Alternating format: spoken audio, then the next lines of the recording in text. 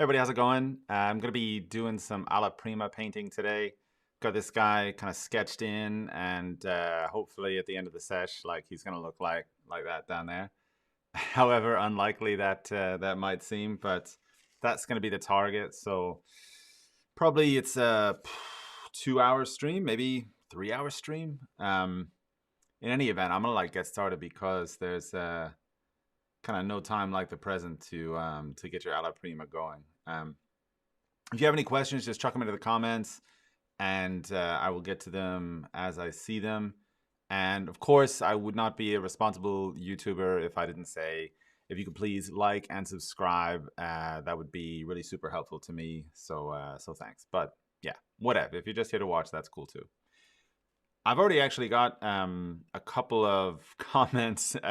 One of which is a question, and so I'll just kind of start speaking to that one. But if you have something that you want to get into, that's all right as well.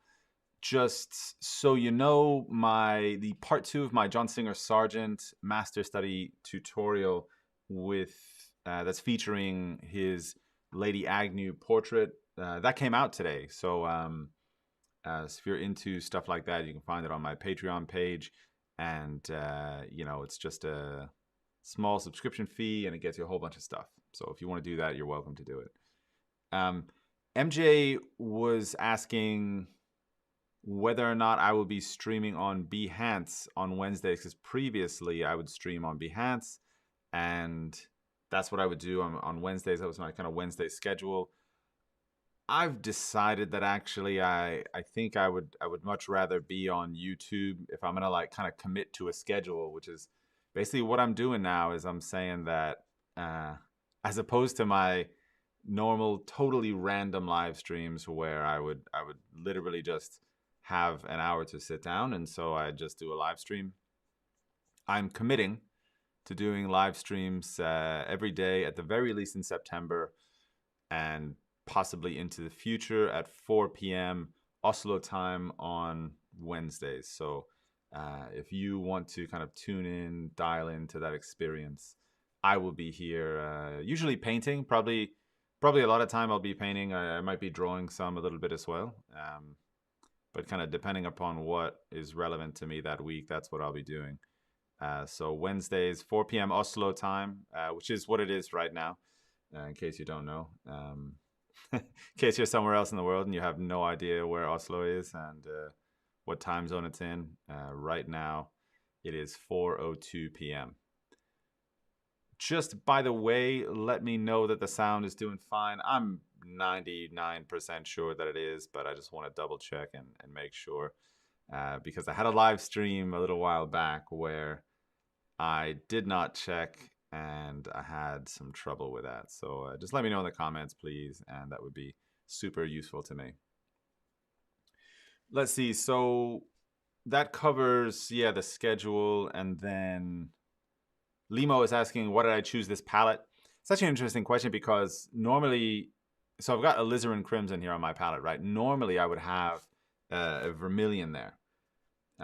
If I was going to like have like my most basic palette, it would be vermilion rather than alizarin. In this instance, I've chosen alizarin because I haven't liked too much the slightly more kind of orange hue that the vermilion has left my paintings with.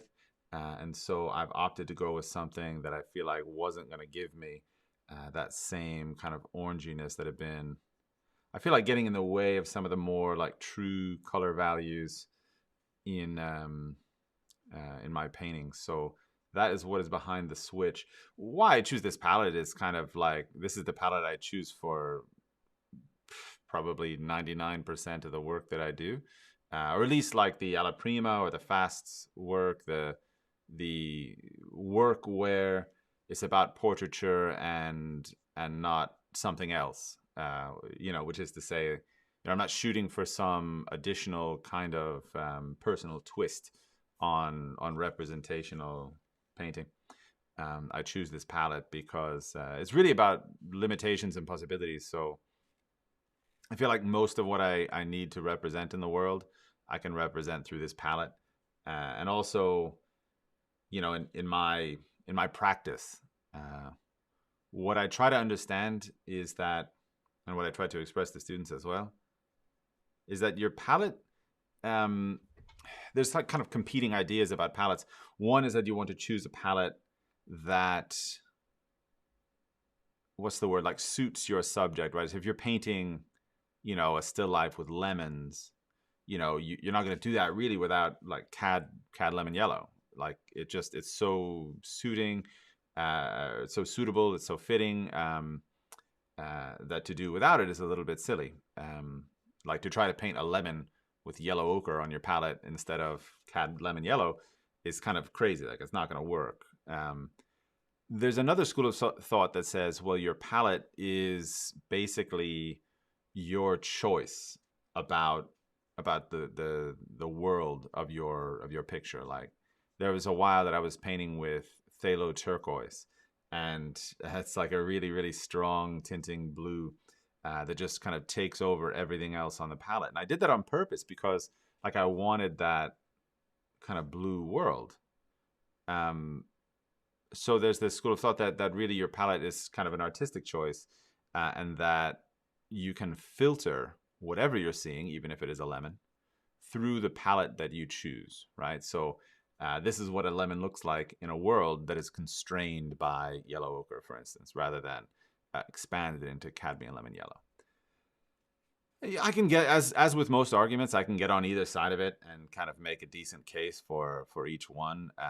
If you're a student, adapting to your subject matter probably sounds pretty good because, in general with students, you would like to shy away a little bit from making too many artistic choices too early, because you're just kind of trying to figure out what your taste is, rather than maybe going out and making a statement about I'm this kind of artist or that kind of artist. I usually want to kind of figure out your fundamentals before you kind of get into that part of the practice.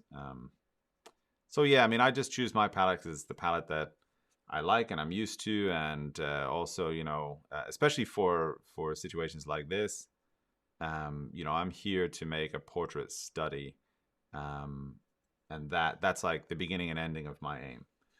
So I really don't have a lot of needs outside of that. I just need to hit the marks that I'm trying to hit. Hope that makes sense. Right, so let's see. Paul Contreras Pina is saying, when is going to be the live stream of Alla sculpting me? Probably that's not going to be soon. However, I should mention that I've just wrapped up the rough cut of a kind of masterwork kind of demonstration of Alla sculpting a portrait, actually. So it'll be the first time that that there has been like a full demonstration by him on video, and we recorded it actually in my Jersey City studio like 2 years ago, and this is like pre-pandemic and stuff, and so we got it recorded, but then like my life went haywire, and the pandemic hit, and just so much stuff kind of happened all at once that it really got sidetracked. But I got the rough cut sorted over like last weekend, and I'm kind of running it by a few colleagues and friends to kind of get their feedback on it. But there's no reason that it shouldn't come out. I mean, definitely it's going to be like within the year. It'll be ready for sure. Like could be ready if I was pressing it like a series of months. But let's just kind of see where it goes, and eventually that'll be released. I'm not sure, like we haven't planned out exactly what the release is going to be, like how it's going to work, but of course, I'll be the first one to tell you guys and girls. Let's see. Sumyadip says, Stephen has kept his promise. Thanks for going on live. No worries. And let's see. David Louis says, hey, Stephen, in a previous stream, you said that when you don't focus too much, you don't get a good result. But it is opposite for me. When I focus a lot, I get terrible results. Even my hand starts shaking. Yeah, I mean, there's focus, and then there's, I think, what it seems to me probably that you're talking about is that you get to feeling this pressure of performance anxiety, which is, um, I think it's what to call it focus is maybe to give a little bit of a bad name to focus. Um, I understand like what you mean though, like why you would call it that. And I've certainly had that experience as well. I remember even distinctly being like admonished by one of my teachers at the academy. I was by this time I was in my I think it was in my third year of school, fourth year of school maybe, and I was doing this big kind of it was a two-figure like nude project. It was really really complex and complicated, and I was really messing up. It was definitely like on the portrait of like one of the models for sure, and like slash other things that I was messing up on. But um, he came by and he was saying like, "Look, I see you do these portrait sketches all the time. Like you bang them out in 3 hours and they look great. But here you have this like single head study on this nude, and you're totally messing it up." And what it was is really is a matter of pressure. Like I had this pressure on myself that it was this big, big painting project that everything had to be perfect, and because of that, I think I kind of you could say you could call that focused. I would call that actually in a way I was distracted by the pressure of it. Um, so in those instances, uh, really, I talk sometimes about this, and I call it like, you have an age as an artist, you have like a maturity as an artist that is parallel to your maturity as a person, meaning like, when you first people that have listened to me for a really long time will know this one already, but when you're a teenager and you first start dating somebody, um, it's like the most important thing that ever was, and it's the defining love of your life, and it's because you've kind of only been in one relationship, and that's all you kind of know. And as time goes on, you mature a little bit, and you start to understand that though it can be special, it's not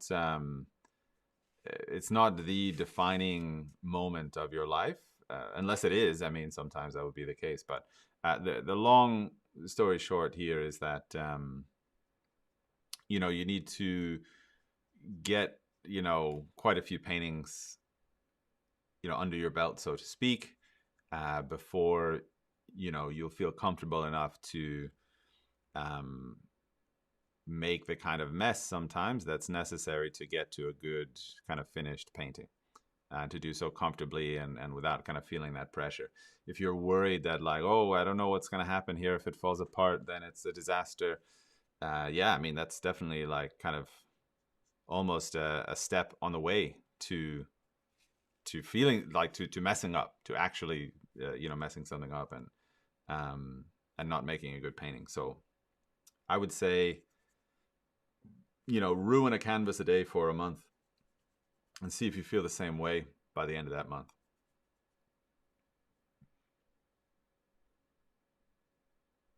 Yeah. Let's see. There's some more comments and questions coming in.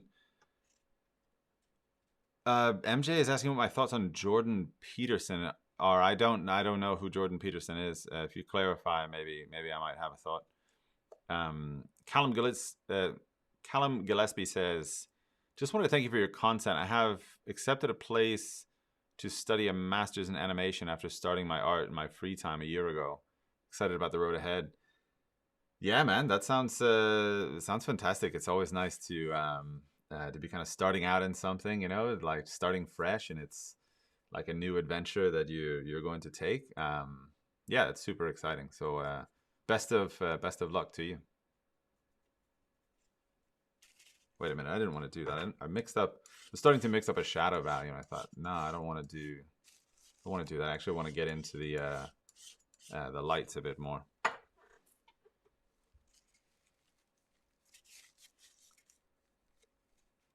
So, yeah, this is a rare moment that there's not actually giant stream of questions, but so I was going to rant about something else, but Limo has come in with a question about Olga Boznanska, who's a Polish 19th century artist.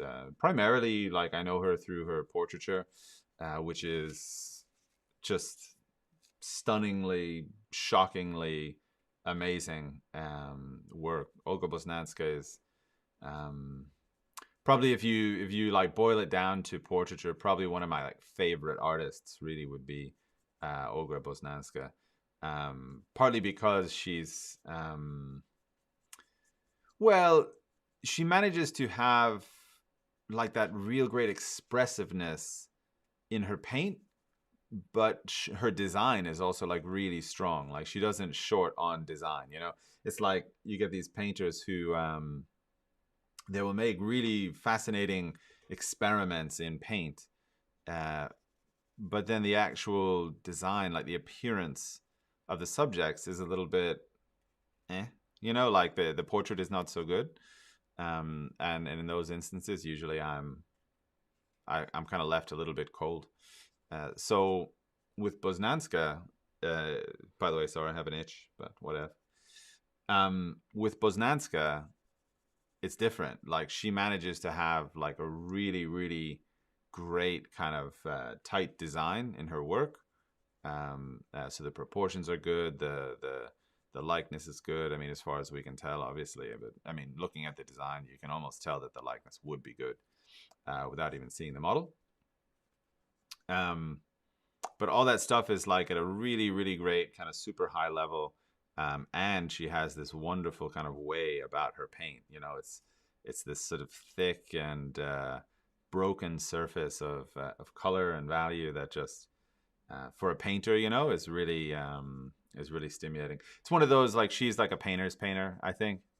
You know, like a lot of artists would probably look at her work and go like, yeah, like, really does it for me. I wonder if, you know, your average Jane or Joe in the public would also look at it that way.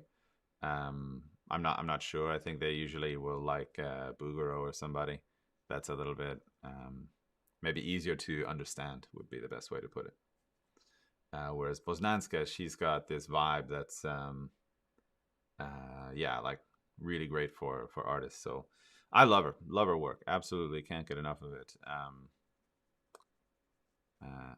Yeah, good question, cool question. MJ is asking how I group shapes. Really, it's just a matter of squinting down. So if you want to group shapes, it starts with squinting down. You also have to run that through with the idea of like cross-reference that to shadow as atmosphere, light as form, and also cross-reference the idea or the concept of planes as well. So if you're just trying to group values solely by like looking at them, right? You're not going to get the whole story. You're going to kind of you're going to get just a kind of visual representation. So you can have these like planes which will wind up being too light because you're viewing them in relationship to dark values, or they're too dark because you're viewing them in relationship to light values. So you need to kind of cross-reference like where they are in a two-dimensional space in relationship to the light source, and then you kind of get down a little bit more to kind of the truth of the matter, right? And that's like orienting yourself with respect to form. Yeah. I have also, by the way, started out my notes, at least for my Alla Prima painting tutorial. I was doing a lot of reading from Solomon J. Solomon, you know, with some of his thoughts about painting and things, and seeing where there's kind of an intersection in between the way that he's thinking about things and the way that I'm at least, you know, measuring my own actions in order to optimize this result. So that'll be coming probably after the, you know, we're going to do it. We have an atelier tier project coming up where we're going to do a drawing with graphite and white chalk on hand toned paper. So that's going to be coming out in October. So next month, we'll be getting back to the atelier tier. And then after that project, which will be like a 2-month project, it's going to be a really intense cast drawing. But after that project, then I think probably it's going to be either Alla Prima or like a combination of a couple of things. It might be another Patrick Burns tutorial because I have another one of those that's kind of wrapping up right now. Yeah, so there's several different things it could be, but the Alla Prima one is in the pipeline for sure. So if you like, this stuff and content like this, that is definitely on the cards, in the plan. We'll be starting up probably production soon. Let's see. MJ is asking if proportions are a part of design. Yeah, absolutely. Proportions are part of everything. Like you don't do anything. It's like you don't go anywhere without proportions.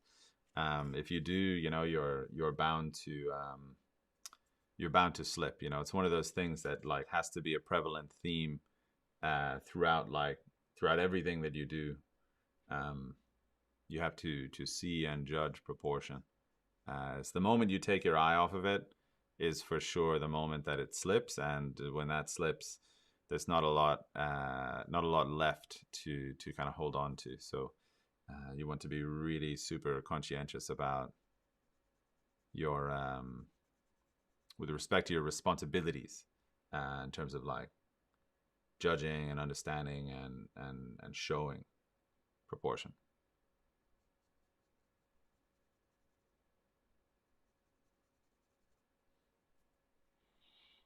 Let's see. Toby Michaels asked, have you considered making separate Instagram, YouTube accounts for your figurative content? I know that the nudity screws up the algorithm if you upload on your current accounts. Yeah. I mean, I understand what you mean. It's and I think I have like thought about that. I think the reason I haven't is just, once you start to like really do this stuff seriously, and like when I first started on social, like I didn't start it as like, oh, this is gonna be my my job eventually. Like I just started on social just because like the way everybody did. Like you just started out and you go like, oh yeah, maybe this is interesting, or maybe it isn't. I don't know.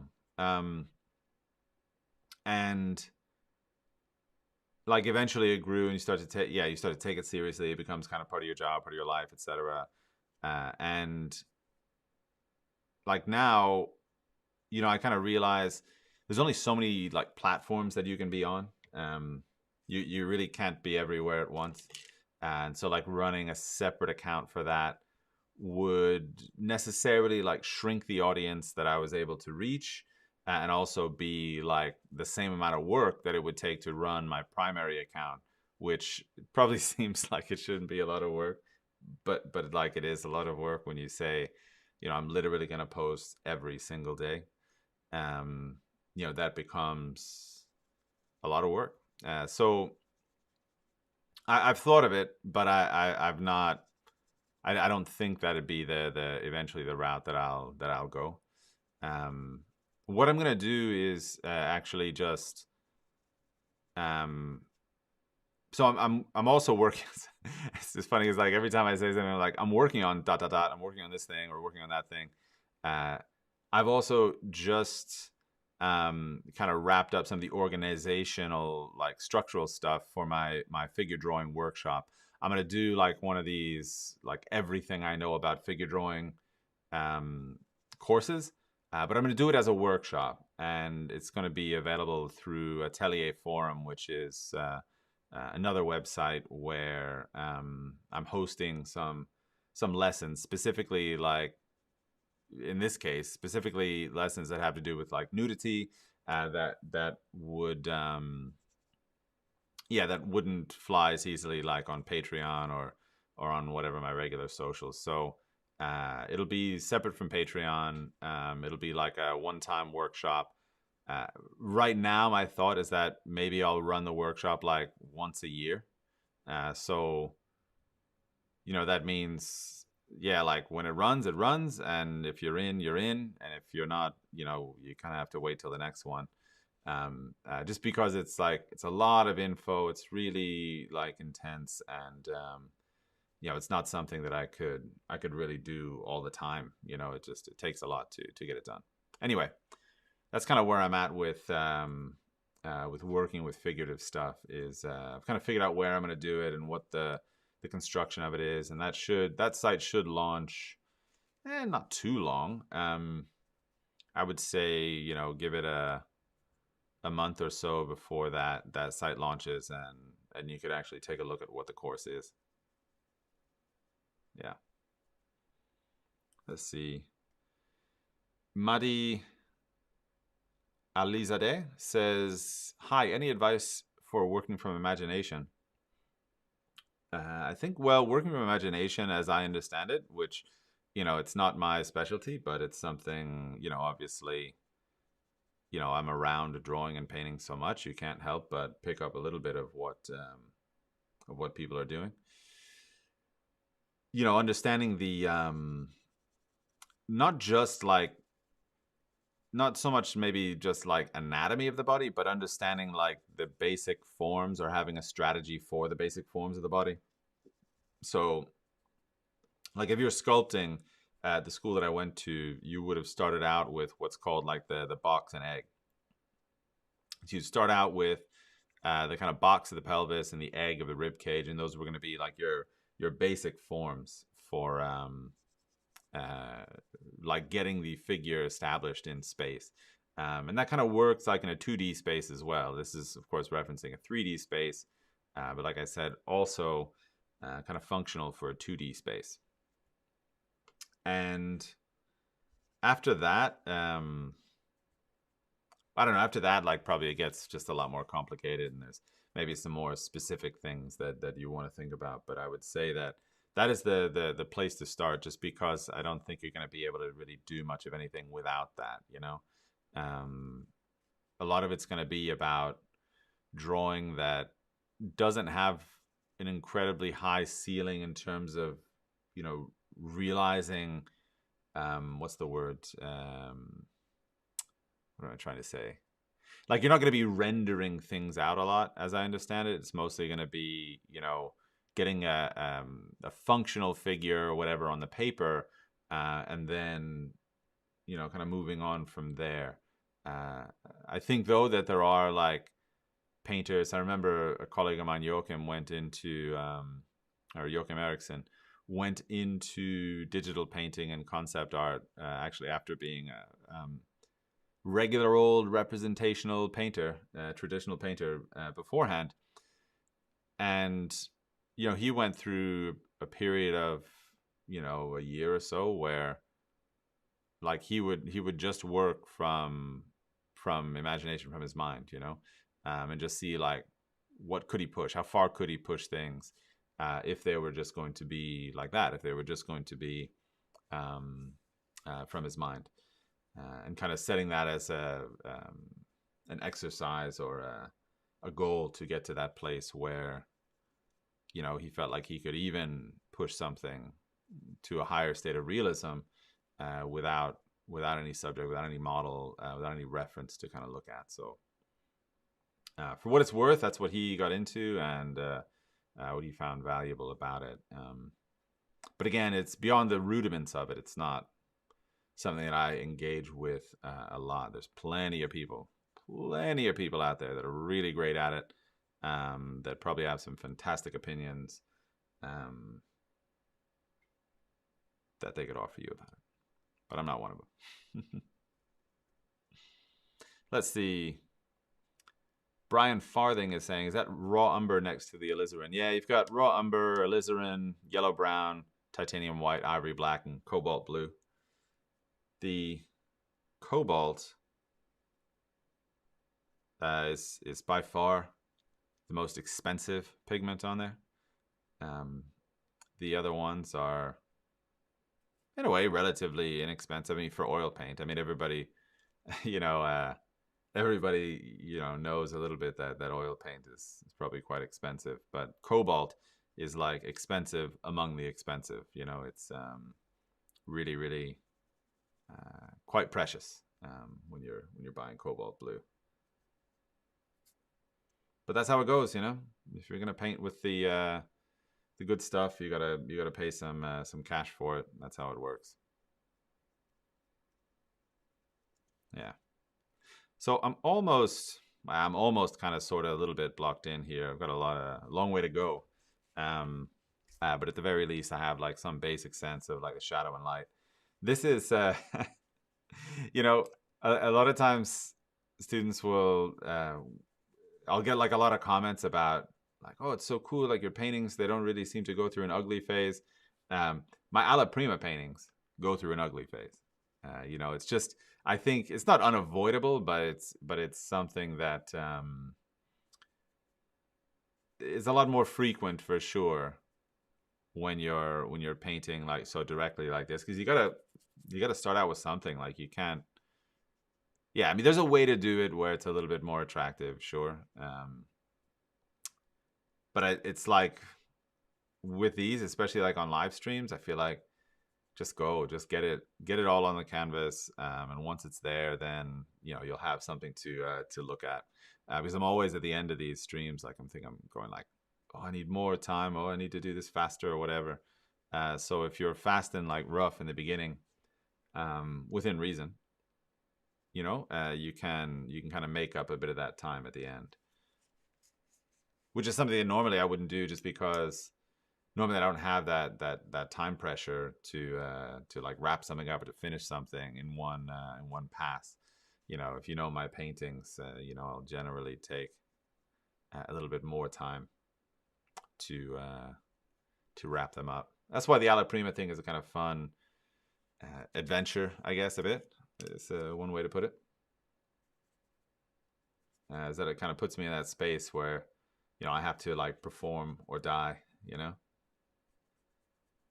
on camera, which is a great way to put pressure on yourself. Let's see.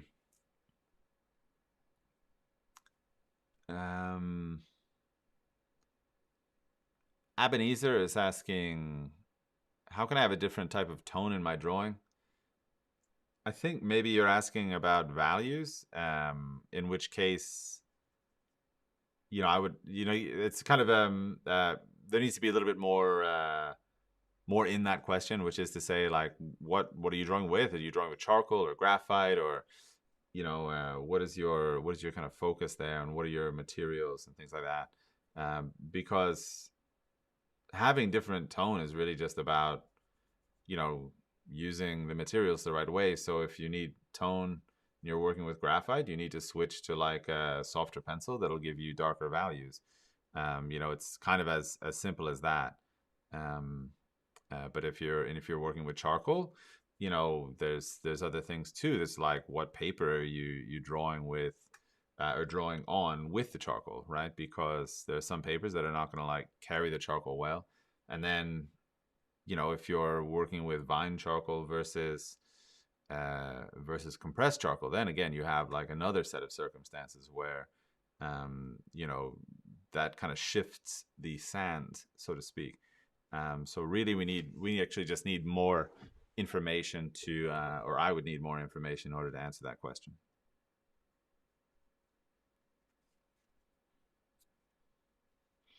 Got a really nice, super ugly block in stage going right now. Perfect. MJ says, what does it mean to draw with a philosophy? It just means to have an educated purpose behind your choices and your decisions. I mean, I'm sure that you could probably find other ways to express that, but it's essentially as simple as, what is your concept for drawing? Are you visual or are you structural? Or are you an agent of chaos? Are you kind of neither of those things, and you're kind of somewhere in between? All of that is, falls under the umbrella of philosophy. It's not really like, how do I put this? They're not rigid boundaries around maybe, what you're allowed to believe. Like, I subscribe to this philosophy, therefore I will not ever paint in another way, or I will not experiment with another idea. Where maybe some beliefs in philosophy are a little bit more hard lined. I don't really think of it that way, but it means in essence that you're not just kind of closing your eyes and making some lines and hoping it works out. You have a sense of purpose or a sense of belief that goes beyond merely looking at your subject and scribbling around to try to make your drawing or your painting look like the subject. That you're going to say, I'm here to paint the light, or I'm here to paint the form. You know, these are philosophical stances that create a basis or foundation for the choices that you make. That's how you create consistency and confidence as well. MJ is asking, when starting out a drawing each session, do you begin the day by redesigning the shadows before you do anything in the lights? No, I mean, in reality, I'm much more chaotic than that. You know, you do what's been in your eye, or what's been kind of bugging you when you've been walking by the work, you know, for the week or whatever that you've been walking by it. You know, usually I'm fairly reactionary that way, that whatever has kind of stuck with me, that's usually where I'll start out. I mean, I know I probably give off this impression that, you know, I'm the most organized person in the world, and that, you know, I work, you know, always in the most specific way. You know, sometimes the work you want to make doesn't work that way. I try to be careful not to like make excuses for it though, like, oh, I'm just making this work for myself or whatever, so I'm gonna let my process be a little bit more, like, be a little bit worse. You know, I try not to do that, because that's a kind of an excuse for being a little bit lazy, which, you know, I say cheers to anybody that gets the energy to get in front of their easel and get their job started or get their job done. But there's a lot of lazy choices that we take as artists, and you really need to sharpen your wits and be ready for avoiding them, essentially, you know. So that's one where I look at it and I think, yeah, like in my more creative work, like I said, there's that feeling that, oh, this is kind of different, you know. So I don't need to do my sound fundamental stuff, but in reality, you're going to be much better off doing that sound fundamental stuff. Anyway, this is a terrible block in, FYI. I was so distracted right now. But I'm gonna see if I can, like, hope I can pull it back together. Oof, it's looking rough. Yeah, but you know what happens to everybody. Maybe that's the fun thing that you can see in these streams, is that I am definitely just as human as the next guy or girl, and you know, if I don't really get stuck into a block in, I can make all the mistakes anybody else can make.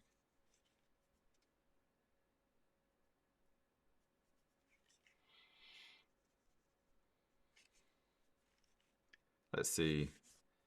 Vijay Kumar says, please make more lessons like graphite pair project or portrait for people between beginner and intermediate on Patreon. Yeah, it's kind of a tough one, because, you know, in a way, I mean, that's why I did the whole, like, kind of series of barg drawings that I did, right? Like, those are really meant to address exactly that challenge, because, you know, I know that portraits are difficult. Like, it's not lost on me that portraiture is hard. And that it's kind of like a hard thing to dive into. But at the same time, you know, it's like, I feel like it's something that eventually you got to kind of come to grips with. So between the bargs and the pair project and stuff like that, I hope that those are enough to give people a way in. You know, eventually, like I'm gonna do some other really like simplified projects. Like coming up, one of the things that I want to do in the atelier tier actually is to do some sphere projects, right? So I actually want to redo my sphere project, my conceptual sphere, just because I feel like there's a lot of interesting stuff that I didn't even really get to in the conceptual sphere video that I did. So I'm probably going to take a month in not too long and actually do, let's say, at least, you know, 1 or 2 sphere videos in that month. So what I'd like to do is do like a new drawing sphere, and also introduce some painting spheres, because you know, if you think it's difficult to find beginner projects for drawing, oil painting is a whole other beast, and kind of wants also like more clarification as well. So I hear you. I totally hear you. I'm with you. I get it, and it's on the list of priorities. And when it comes, when it's ready, it will be ready, and it will be there. So that's what I can say. Let's see. Paul Aguilar says, should I do all the barg plates cover to cover? No. First of all, no, you should not. From what I've seen, people only do a couple of beginner ones, and the Ariadne portrait, and then the Belvedere torso. Yeah, the barg program is not one of these things where you're meant to just simply start in one place and go all the way to the end, to the other side of it. You know, I tried to be very purposeful in the way that I curated the lessons that I made about barg. I did this because, you know, there are some very specific lessons that you need to take out of them. And if you do not take out of them, then you will kind of miss what bargs are about and what you need to do, and that will really kind of can set you back. So there's a reason why, like I said, you know, I made my barg program exactly the way that I did. And I would, if you're focusing on those, I would highly recommend you to yeah, take a close look at the content that I made with respect to that, because again, the idea that you would copy them end to end, that you would just do bargs and bargs and bargs and bargs and bargs, I think is, I don't have a good metaphor for it, but it's far outside of the utility. It's like you would be, I don't know, that you would be practicing math and that you would stay with basic arithmetic for, I don't know, for 2-3 years. Instead of like, yeah, you learn some basic things about arithmetic, and then, yeah, you go on and you start focusing on different applications of that stuff. And like kind of that's the place where you want to be with, certainly with bargs. It's not to, you really don't need to overdo them. Yeah. Hope that was crystal clear enough. Let's see. Vijay Kumar says, getting into halftones is tricky. How do you identify how light to go, like not to get dirty lights? Dirty lights are more about an interpretation of the values inside the lights, and less so about how light to go. I mean, finding how light to go is just finding the lightest light and finding the darkest dark. But what happens is people will misinterpret the plane shifts within the lights because they don't have an appropriate understanding of the hierarchy of values inside the light shape, right? So they'll take values that should be over here and put them over here in that plane, and simply you can't do that. It creates a very, as you say, like muddy or dirty lights, and that's to be avoided at all costs.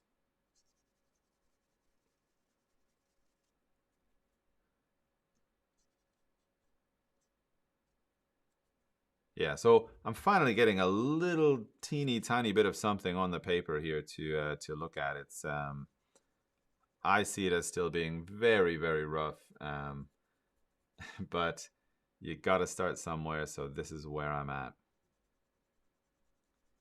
I just want to get the canvas kind of filled up a bit, and then I can think about, you know, maybe doing something interesting here. But the start is get it filled up and then see where that kind of where that leaves you. All right, you make your first best guess with it, which is very much the job of the block-in, right? Just try to figure out as best you can, like what the lay of the land is.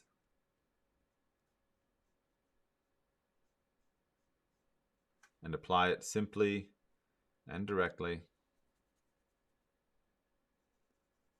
And then move on. Go to the next feature that you need to sort out. Yeah. Then you can kind of improvise from there.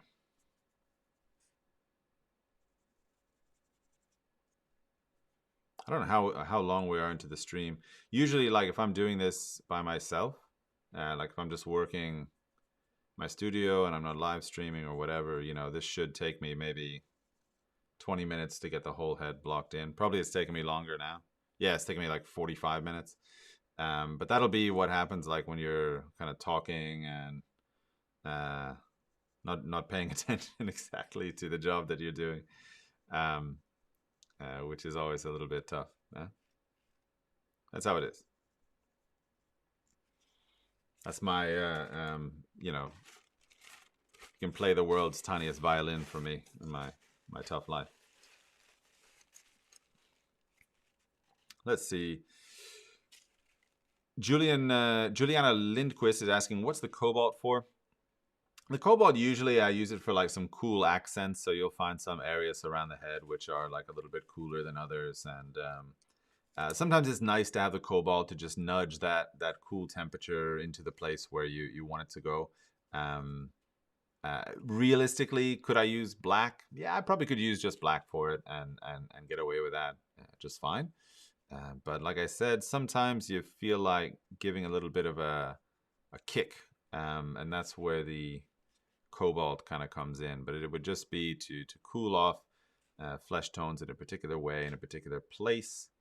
And you kind of just want to have it when you want to have it. It's more like a little bit of a treat than it is like a, you know, some necessity for a portrait like this. Because realistically, yeah, like there's not a lot in here that can't be painted without it. You know, it's not one of those like, oh, you can't paint this portrait without Cobalt, which is actually, it's one of those funny things because, you know, I see all the time, you know, students at workshops and things, and they'll have, you know, these colors that are just like dioxazine purple and you know, this kind of, you know, sap green and stuff, and it's like that stuff's cool, don't get me wrong, but when you're a student, it's like you're like, I don't know, you're going to like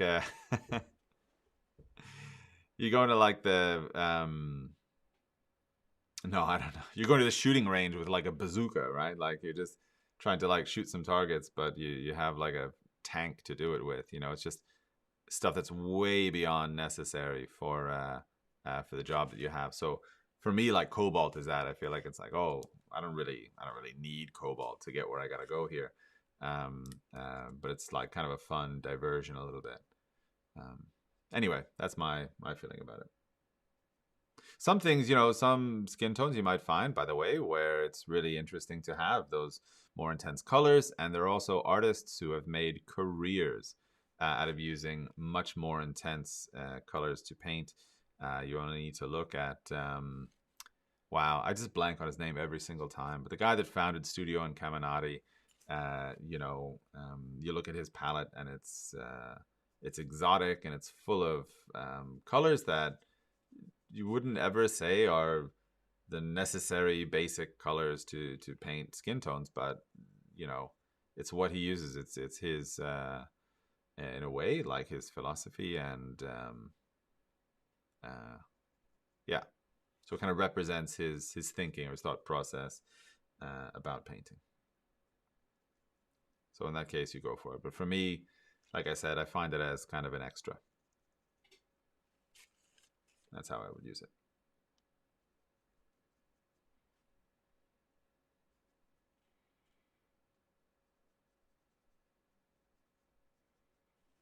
We can almost call this filled up. Almost. Just a couple more areas to kind of tuck in. Which, like I said, probably for this being like the first hour, this is slow. This should realistically not take me that long. Like if you're like painting your own Alla Primas at home and you're trying to think, setting yourself some time goals and stuff, like this should take you maybe, 15, maybe 20 minutes to get the figure on the paper and get your basic design kind of laid out. Because like then it's like the work starts finally after that.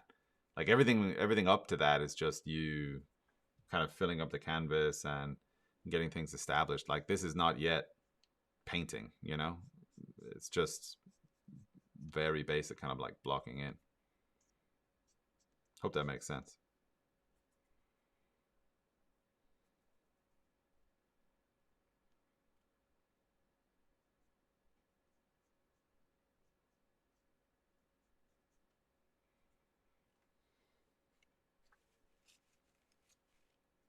Oh yeah, so a bunch of questions coming in.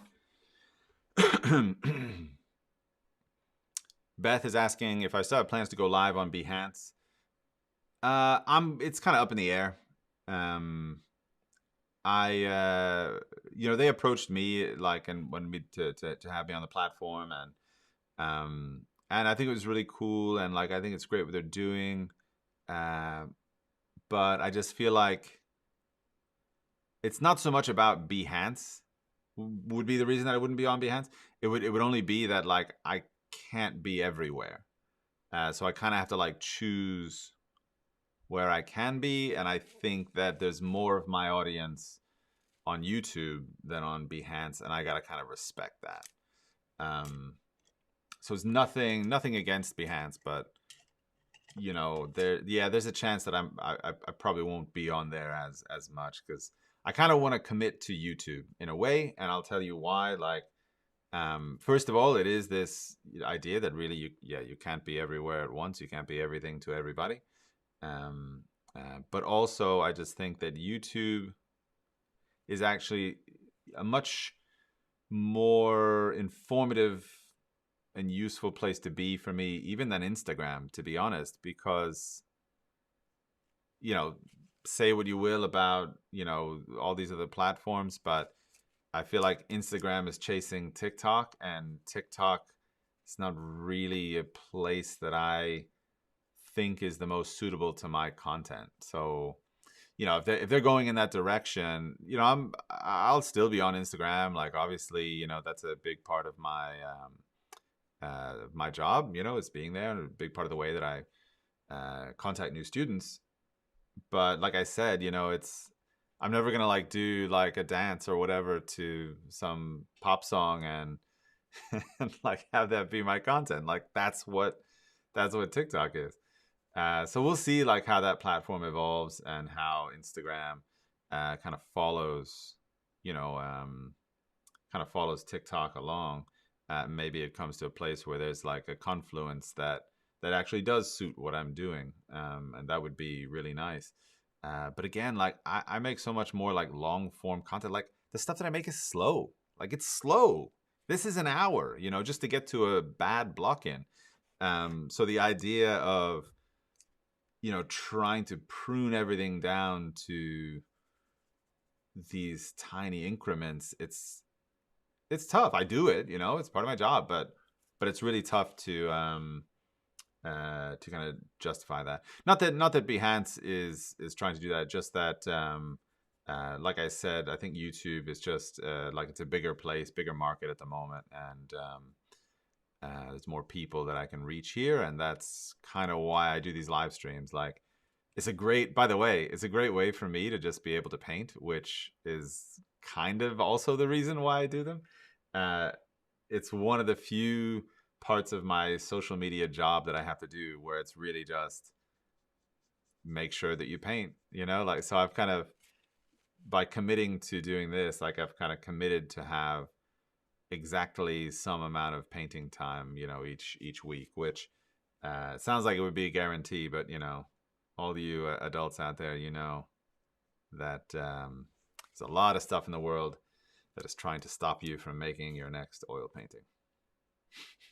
I'm totally rambling at this point, though. But thank you, everybody, for tolerating it. But let's see if there's another question hanging around. Let's see. MJ is asking, when do you decide to outline a shadow shape on portraits? It's really just in the moment. You know, especially when I'm working like this, it's kind of you just go a little bit on instinct. I think if I was teaching a tutorial about this, I would probably get into exactly what my and of course that really is the difference in between a lot of the free content I make and then like the paid content I make, is that, you know, I go deep on like why I do the things that I do and how you can understand them and therefore like how you can do them yourself. Whereas like when I'm painting right now, you know, it's just, I'm just trying to make sure I don't get behind the 8 ball. Like I'm just trying to make sure I don't wind up going too slow and lose focus and lose momentum. You know, I got to keep it going fast so that this painting doesn't lag behind. So outlining a shape, I mean, there's reasons behind it, but you know, I'd probably have to talk at really great length to describe maybe exactly why that is. And though I will be talking at great length here, I'm just not that focused. I'm probably more focused on just trying to get this right. So let's just hold on to that question for another time, because there's some shapes that I'm leaving behind here. I need to bring along. Let's see. Pads is asking, what would be the alternative color palette if not these? I haven't thought about that in a long time, to be honest with you. If I was not using these colors, what colors would I be using? Well, wow. You know, it's funny that I really need to think about that, because it's been so long since I've even entertained the idea of like what other palette I would use. All right, so let's say this, that when I'm working, I have these paintings going on right now that I'm not really going to describe too much about because they are, how to put this, they are way more experimental for me. I mean, I don't know, probably you guys would see them and you would think, oh yeah, like that looks like the same stuff that you always do. I see, of course, in them a very big difference because I kind of know so well like where they're coming from.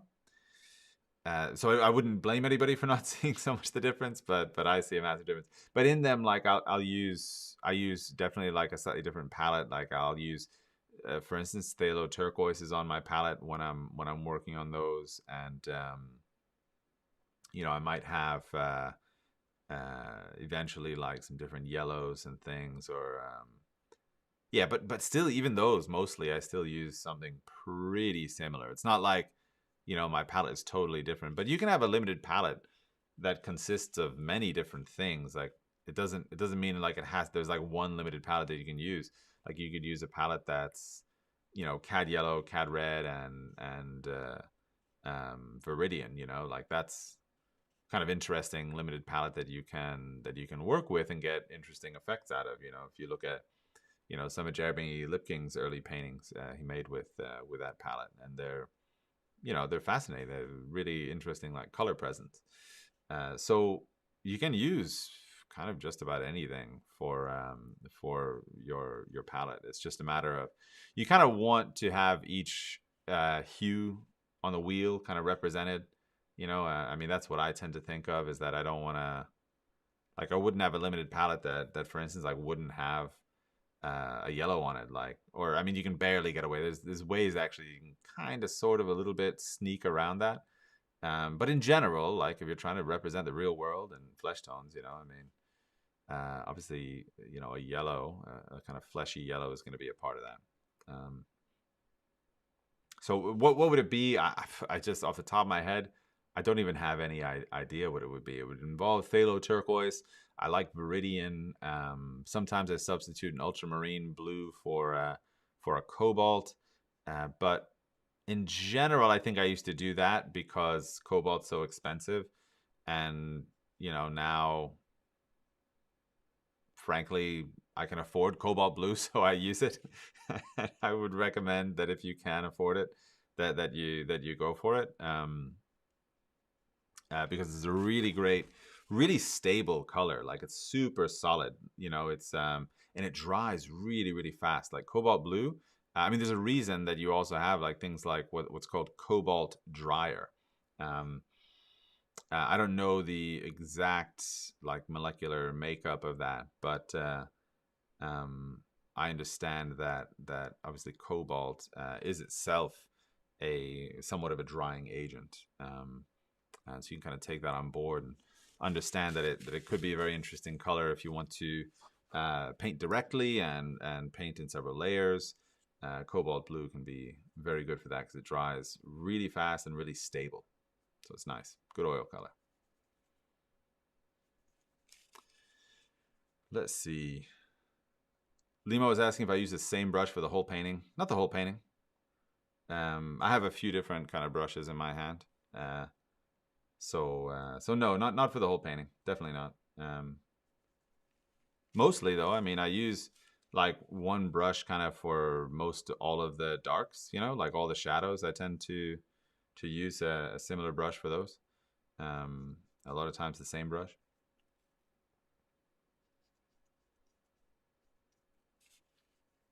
Yeah. It's just a matter of kind of convenience and speed. If I was, being a little bit more careful, or there's a bit more consequence behind the painting that I'm making, maybe I would be like changing I would have more brushes in my hand. But also in general, like the more brushes I use, the more I gotta clean, and I gotta tell you that I really hate washing brushes. It's something I did when I was a student, and as a professional, I just find like I do not have the time for it. Like most of the time, everybody knows if you watch my live streams early on, they always used to end with me going, "All right, now I have to go cook dinner." So you just got like stuff to do, and it just seems like brush cleaning is the last thing that I want to spend my time on is brush cleaning. I'm sure if you're out there and you're an oil painter, you can relate.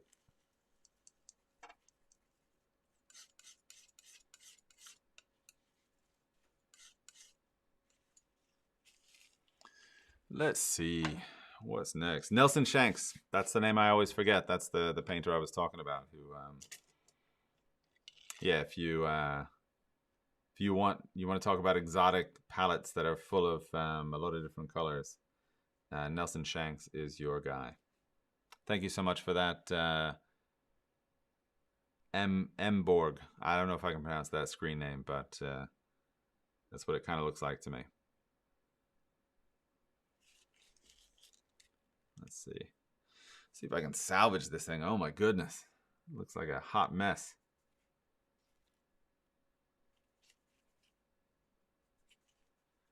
All right. The stupid canvas says, sometimes when I look at clouds, things, and people's faces, all I can think of is the value shift and what color I'd use to paint them. As it's something you've also experienced. Yeah, I think to a certain extent, like painting changes the way that certainly the way that you see, but also like I think it changes a little bit the way that you think about what you see. There's that, I think, was it Degas was actually talking about in a letter to a friend, his wife, I guess, died, or she was dying, and he was with her there, of course, in the hospital or wherever that she was. And he was saying that, basically all he could do was just he couldn't stop himself from seeing the delicate like blues and greens in her skin tone, Yeah, I don't know. It's just this kind of like really harrowing moment. But you know, that painter's eye in him never turned off. Um, yeah. So I want to say, like, by the way, that could have been Manet, or sorry, Monet. I remember it as Degas, but it could just as easily um, be Monet. Cat probably knows. Cat Aquarelle probably knows the answer to that query. So if you do, let us know, Cat.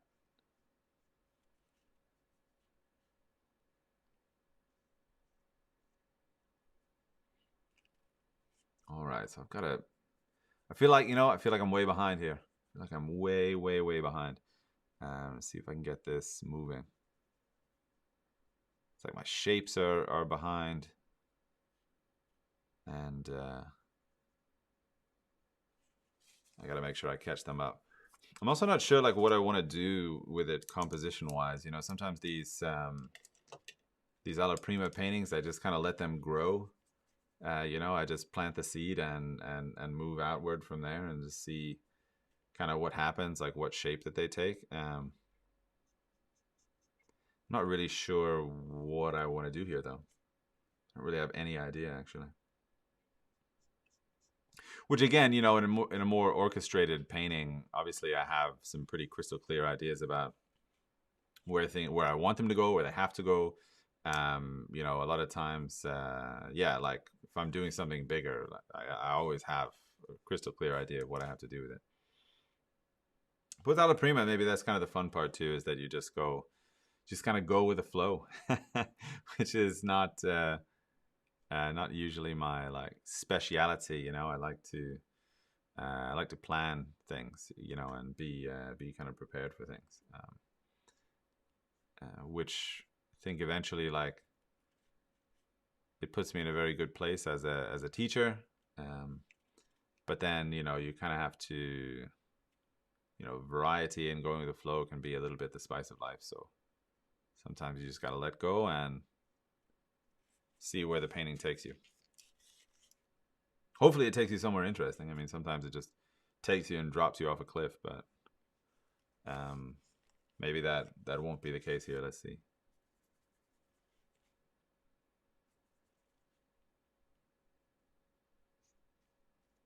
I know I need to kind of close in that forehead on that side though. There's some nice like transitional stuff that can't happen unless I have like a nice dark value back there.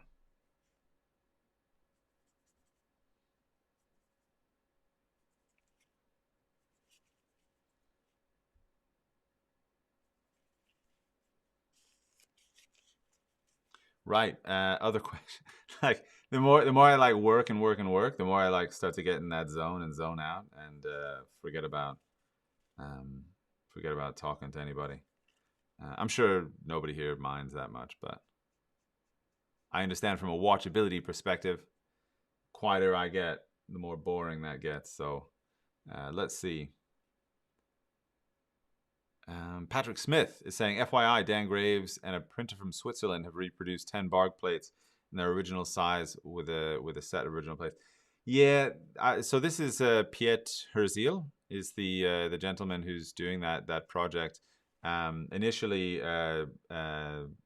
Dan was involved, but as I understand it now, that might not be the case. I've had Piet sent me a few different plates, some of which are of like really amazing quality.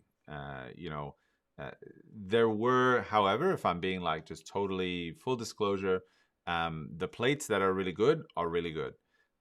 There are, however, because they are, what's the word? They are really genuinely remaking the lithographs. And it's really exciting and kind of cool that somebody's taking on that project. And I have nothing but applause for Piet and his people for doing this. But because I'm used to seeing the plates in one way, right? Like I'm used to seeing and teaching with reproductions of them for, I don't know, 15 years or so, that were not made in that way. there's some inconsistencies to what I like expected from them.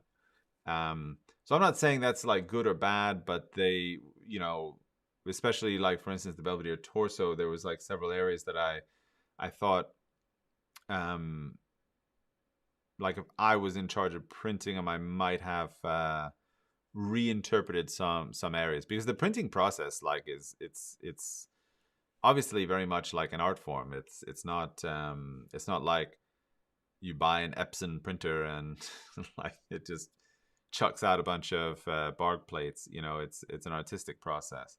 There's a lot of interpretation involved. So um, I love the project. I think it's really cool, and I love it that they're doing it. But I'd like to I think eventually see some slightly different interpretations on some of them. Some of them I think are perfect. So yeah, I wish Piet like all the best with that project. Let's see. Oh, hey, a bunch of questions coming in here. Let me just get a sip of water for a second. Hang on.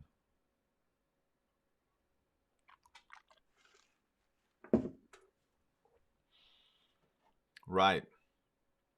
Paul Aguilar is asking, are you using any medium or solvent or neither?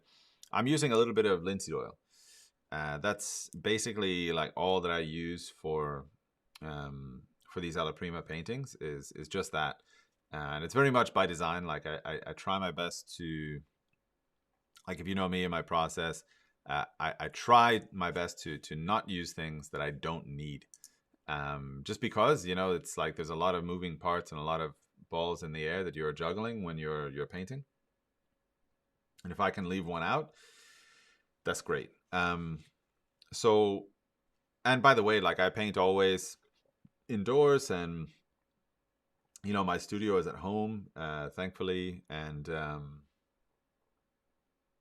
so that means like solvents would be like a big issue. So I literally just use a bit of linseed oil. That's it. And I even used that when I had a studio at the school where I was teaching as well. Just because, again, you know, if I don't have to breathe in a whole bunch of stuff, like I don't want to. Like it's not really where I want to be. Is like with a bunch of caustic, toxic fumes, um, you know, floating around in my lungs over a 20-year career. It's not a good recipe for health. Um, so yeah, I mean, there's sometimes like I wish there was like there's some effects that you can do with solvent where like basically the cool thing about solvent basically is that it makes the paint very fluid and then it disappears, right? Like it evaporates. That means, by the way, that it's evaporating out into the room where you're breathing all the air. But still, it goes and it leaves you without a slippery surface. But it lets you get like some of these effects that you can only kind of get by using a solvent. I've judged that for me, I'd rather just not deal with it. And for some people, they judge that they would rather deal with it, and I respect that choice. But it's just not for me.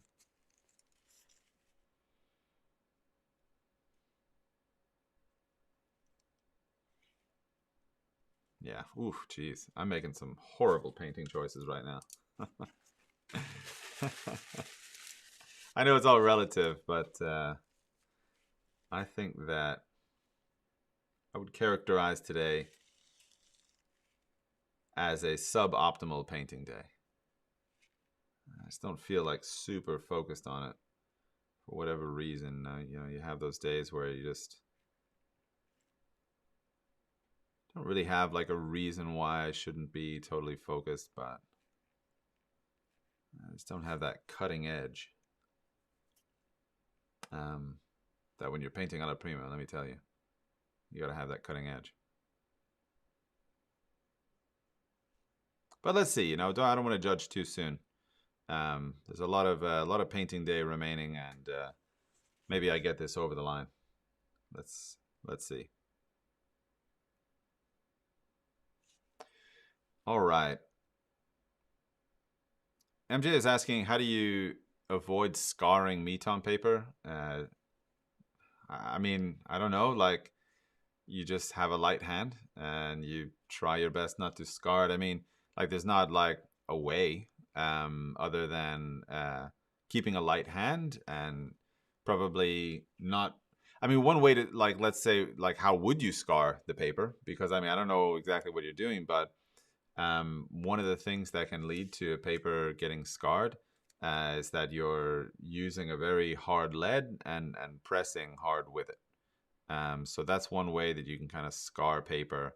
You know, it's pretty formulaic. If you do that, you will definitely encounter some scarring. So I would say start by making sure you're not doing that. But then after that, it's just, you know, you just got to be careful and attentive to the pressure that you're adding. And I mean, most times that's where the scars come from, is from pressing too hard.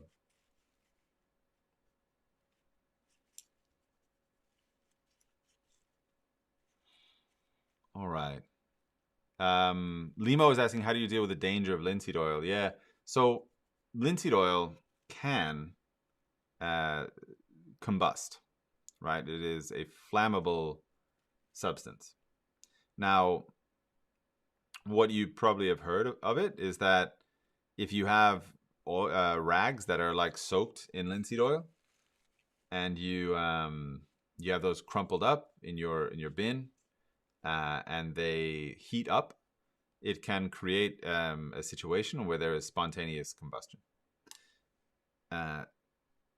There are special trash cans, metal lids, that are meant to not provide the oxygen that gets that situation to be dangerous. You also have the possibility of taking, you know, your bins out every night, which is something my wife does when she's painting. She just simply will not leave her like she won't leave the bin full of like oily rags.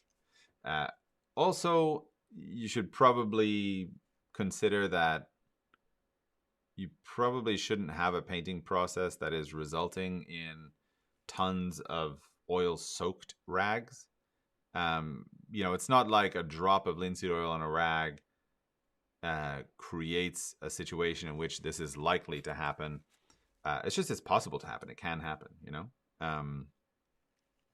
So I think with just a little bit of caution, you know, everybody should be able to avoid circumstances which will lead to that occurring.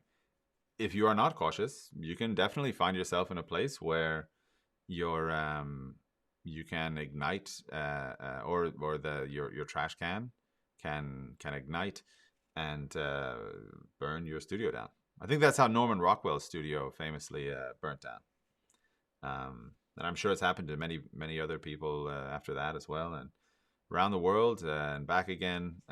Plenty of studios have probably gone the way of combustion through linseed oil soaked rags. I would suggest to you, first, don't use so much linseed oil. Two, you know, adding solvent to that mix is a great way to create an even more volatile situation. And then also, you know, make sure you just take your bins out. You know, don't leave a whole bunch of linseed oil soaked rags inside of your trash can when you leave the studio for the day. Those are my tips for not burning your studio down. Yeah, well, you know what? We're starting to get a painting. It's really messy. I think it's very messy at the moment. There's a lot of stuff to do here. I think I need to kind of focus in on an area, start to get that to come a little bit closer to fruition. Let's see. Everett is asking, thoughts on quick sketch for beginning artists? I'm currently studying Bargs and I feel like the lack of ability to actually draw a portrait or a figure. Well, the thing about, you know, quick sketch is very cool. However, I would say that you need to like learn certain things about the visual world, I think, before quick sketch can become like super useful, which is what the Bargs are there to teach you. So like once you understand shadow and light really well, and once you understand line quality really well, and once you understand value really well, you can then like improvise with these things. I think though that what happens a lot is that, you know, as people, we want things better, faster, and so we're usually trying to like apply ourselves to ideas that are, or like working methods that are probably a bit past our capabilities at that time. I'm not saying like you shouldn't quick sketch or that whatever, but you know, bear in mind that your career is long, um, and that like going through, you know, a few rudimentary drawings like bargs and so on, in the long run will be like such a net benefit, that you should just probably like focus on them, give them what they need, and then, you know, kind of move on and start asking yourself the question: how do I apply these ideas to like other situations, that are different, that are more complex, that are challenging, you know, in a different way. So yeah, like I've been very clear and upfront about the what I believe are the kind of the holes in like the Barg program, or like learning drawings from studying Barg. You know, it's not a silver bullet that like once you have drawn a Barg, then you know everything about drawing. That's not how it works. It'd be nice. It'd be very super convenient if it was. Um, but it's a cool place to, like I said, just get your bearings. You know, just get a concept of the visual world established in your mind that you can then look at from different directions. That you can, you know, vary the concepts that you apply. So just patience, patience, patience, patience. You know, most times like that's the answer, and of course that's the thing that as humans we're not so fantastic at having all the time is patience, um, which is ironic because it's the thing that we need most often, certainly as students. Yeah. Let's see. Pads is saying, here in India, we don't get good oil paints like Old Holland or Williamsburg. So for a learner, we can rely on local brands, which are used in general. Also, the import duties are way too much. Yeah, hey, you know, I hear you on import duties. In Norway, it's not that different. But if you get things shipped uh, from Utlandet, then yeah, it's you will pay dearly for your need for something from the outside world. But yeah, that's just how it is, unfortunately. Like I ordered some like these brushes here. Like you can only get them, as far as I'm aware, in America. And I ordered a huge, huge order of them, and of course there is an accompanying massive import fee that will go along with that. But you know, it's just once you start. I mean, like I know a lot of you're not like professionals. You're not. It's not your career yet. So like money obviously is going to be tighter because of that. But eventually, like it's just a part of your job, and you gotta kind of suck it up and and get the brushes you need to get the job done. Or at least that's what I've determined over the years. It hurts a little bit less as time goes on. Also, you think about what you're going to use the brushes for, and you start to think about like the value of the artwork you're creating, and then it all starts to like fall into place a little bit. It's like using really high quality oil paints. If you're going to make a painting that you intend to competitively price with other artworks on the market, at the quality level that you're at, then you understand that it's a smaller amount than it seems, when you reflect it against like the value of the artwork. I think the difficulty, of course, is that when you're a student, a lot of times, the artwork that you're making is a learning experience more so than a finished product, which means that probably you're not selling it, and so it doesn't have that return on the balance sheet, which of course makes it difficult to to justify spending lots of money on. But you do what you can in the time that you have. You know, there's some groups of people where they will think, you know, like you should spend as much as you possibly can on your materials, get the finest stuff at every stage.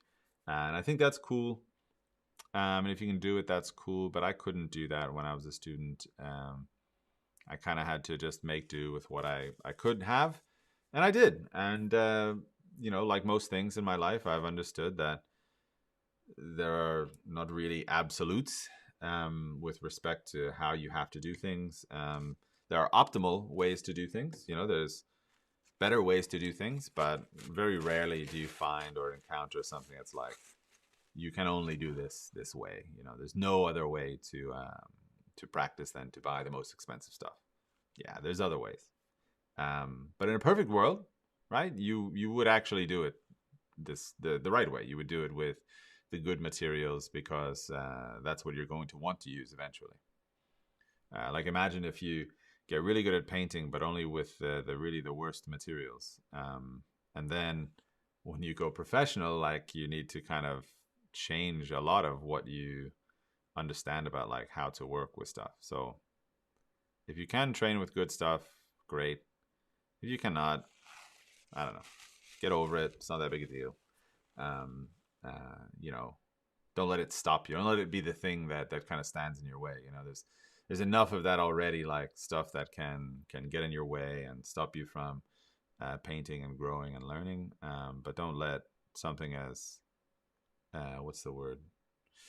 Something as fungible as the materials that you need to use, like stand in your way from getting the practice you need. That's what I say.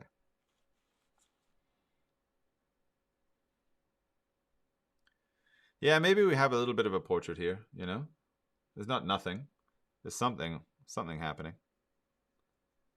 I would say it's still really shaky in terms of the forehead. I probably should have seen that coming in the sense that like the difficulty with the forehead is that I don't think really that I'm going to be painting all of this guy's hair.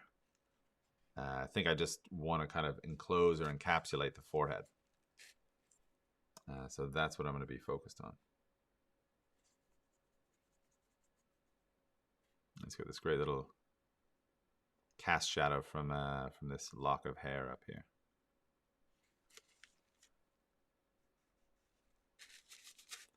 A judicious use of your finger to smudge. It's not necessarily a bad thing, especially in Alla Prima.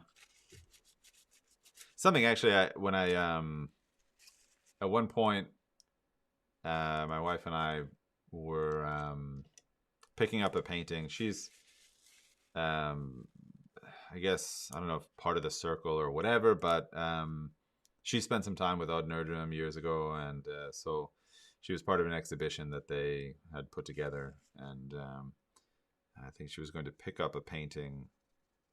And so we drove out there. It's not that actually far from where we are in Vestfold. So I got to spend the day in the studio with him and like all the people around him and stuff. And he was painting, of course, and like talking like he does. He paints and talks and paints and talks and paints and talks and drinks some coffee and stuff.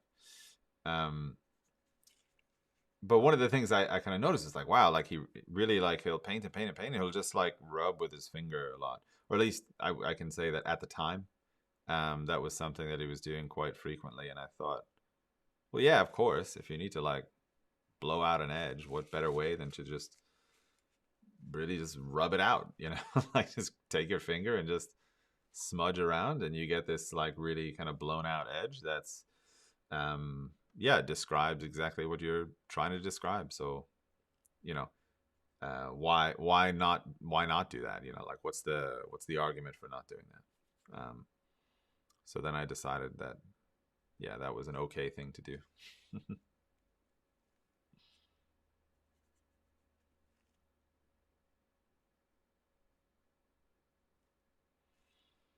Other things, however, like, you know, sanding down your paintings and stuff, like I strongly recommend against. Only because, you know, there's a lot of really super toxic stuff in paint. You know, it's made of really bad stuff in general. Like you think about cadmium, it's like a heavy metal. Um, you know, and that's just one of many different things that's in oil paint that you don't want to ingest or have your body necessarily like interact with in any intimate way. But that's something that yeah, you'll find that Odd would do a lot. Apparently, was to sand down his canvases, and there's a lot of when I was teaching in Scandinavia, like there's a lot of painting students who are like, "Well, Odd does it, so I want to do it," you know, which is fine. It's probably pretty natural, but you know, you got a studio of like 30 people, and you got some guy like sanding down his lead white painting. It's not healthy at all. So yeah. Anyway, for me, it's just not a thing, but it is something that people do, and he kind of can achieve some interesting effects doing it. But yeah, back to questions here. Let's see. Dana Kelly is saying, do you enrich mid-tone shadows with color for interest ever, or stick strictly with what you see? It depends upon the situation. You know, sometimes you feel like it would be a really good idea to change this up, and I'm not opposed to doing it. But you know, the difficulty with like going with your whim, which is what that is, right? Like going, oh, on a whim, I think this is kind of cool, I want to do this thing, is that you can really risk to break up the harmony in your painting by taking a choice that is not connected necessarily to all the other choices. Like when you think about on a meta level, like what creates harmony, it's really consistency in the choices that you're making, right? Like if you look at one area and you make a bunch of choices down here, totally in a vacuum, unrelated to all the choices up here, you're unlikely to have like an overall sense of harmony in the picture that you're making. And that's how harmony kind of breaks down a lot of the time, is that people get a little bit too like nose up to the canvas and kind of forget the forget the bigger picture that's involved. So for me, like the reason why more often than not I wouldn't just take random changes is just because that kind of threatens something that for me is very important in a painting, and that's that sense of clarity and harmony, and like the way a painting kind of holds together.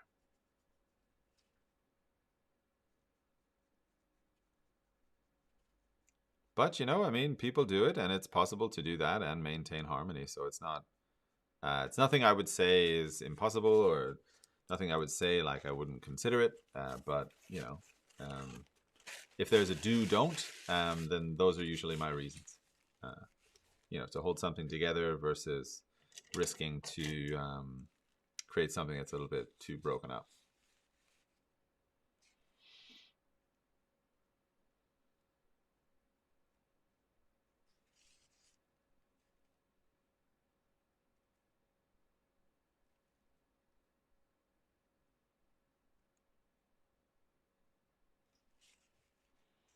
Right, let's see. Wait, there's some more comments coming in. Michael Daviena says, how can I get into painting? I'm drawing for about a year now. I feel confident with graphite proportions and values. I already did a grayscale with oil paint. Any suggestions to start?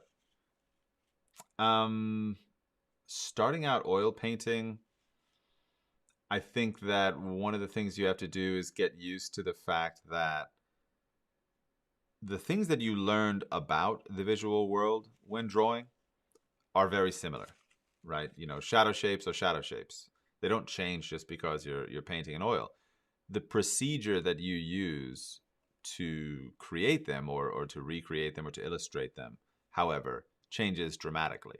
Like oil painting is largely kind of process driven. And if you do not have like a good, you know, foundational process for oil painting, it really shortens the odds that you're going to make really a bunch of successful oil paintings. And so I think, like, for instance, if you're asking if you're on my Patreon, like where to go, I would say that, like, starting with, for instance, the pear painting would not be bad. Eventually, like, I'm gonna make some more. I was talking about this earlier here. I am going to make some more kind of beginner oil painting content. Specifically, there's going to be some oil painting spheres, right? Like just a basic conceptual sphere that will allow you to kind of practice your paint handling without getting into a topic that is too, I don't know, too challenging or too difficult or too complicated. But that's like the ladder that you have to climb, is to get to a place of proficiency just with how oil paint works, like the stuff it will do, the stuff it won't do. And then you can start to think about, like, after that, how to, gain like a deeper understanding of like showing the human form with oil paint. Yeah. So I would start, with whatever like basic painting lessons I have, which is essentially right now, if you find that it's what's the word? I think I recorded it as like a live session, but then released it as like an edited kind of paint along tutorial. But it's just painting a pear. It's a really simple painting project. It's one of the first things that you do when you start painting in color, at the academy when I was studying there.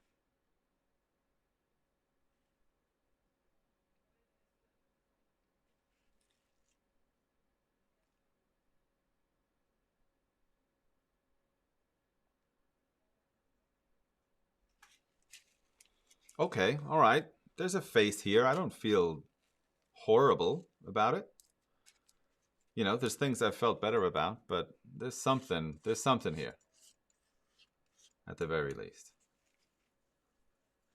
There's some holes, some major holes, but I don't know. We're somewhere. We're at least on the map. I can say that about it. Let's see. James Bailey says, "Hi Stephen, I've seen you oil out portraits on your Instagram. Just wondering what is the use of this."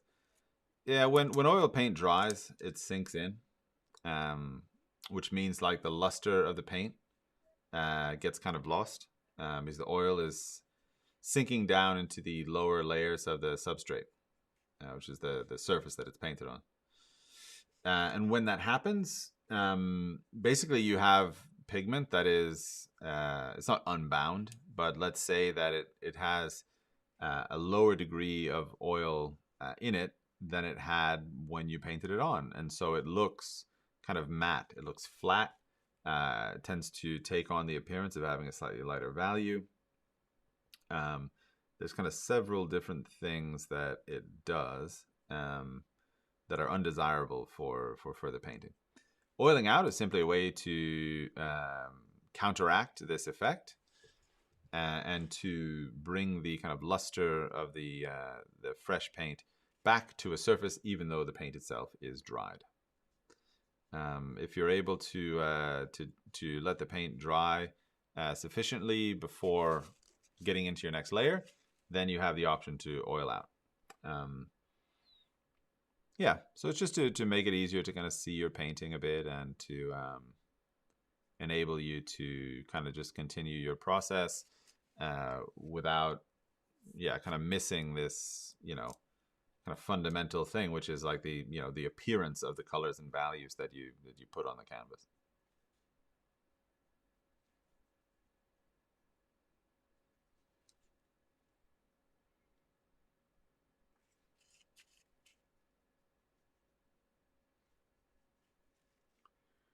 Got these some areas out at the periphery here that really need to like turn back. I've left some light values out of the edges.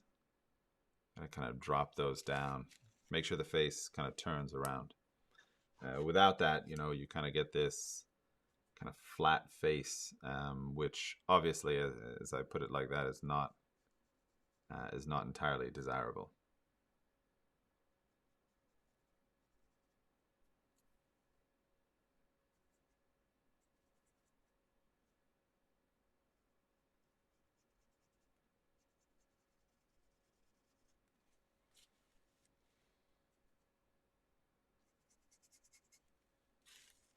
Right.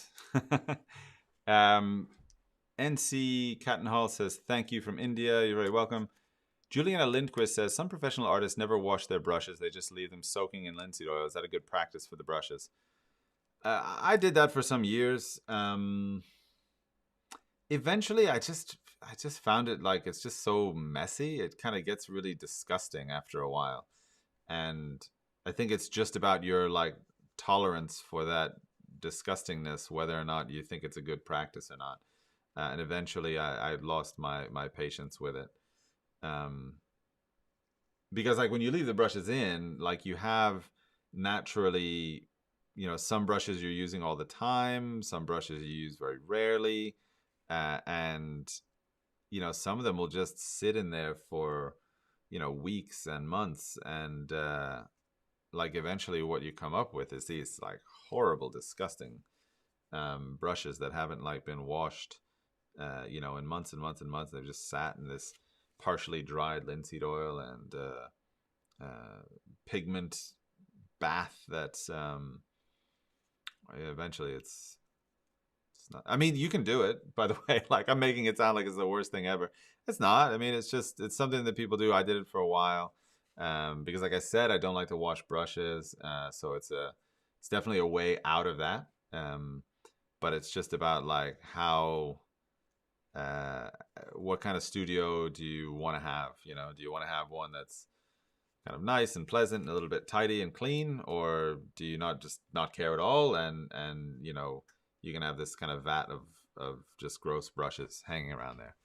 There was a time at which I weighed those two options and found that I didn't care, so I did it, but now I don't. Mostly what I do now is actually like, and I don't use a lot of brushes, so I'll just take whatever the few brushes I'm using are, and actually just put them into like a plastic bag and put that in the freezer. And that's usually enough to keep them fresh until the next painting session. Yeah, because of course, like, and those of you with studios that don't have great heating, that are in further north places than like those of you near the equator, you'll understand that this, of course, because paintings dry like a lot slower in the wintertime. And this is because, of course, that cold temperature slows down drying. And you can take advantage of that. That's something that you can use. It's just a natural tendency or property of paint that you can exploit to make your life a little bit easier.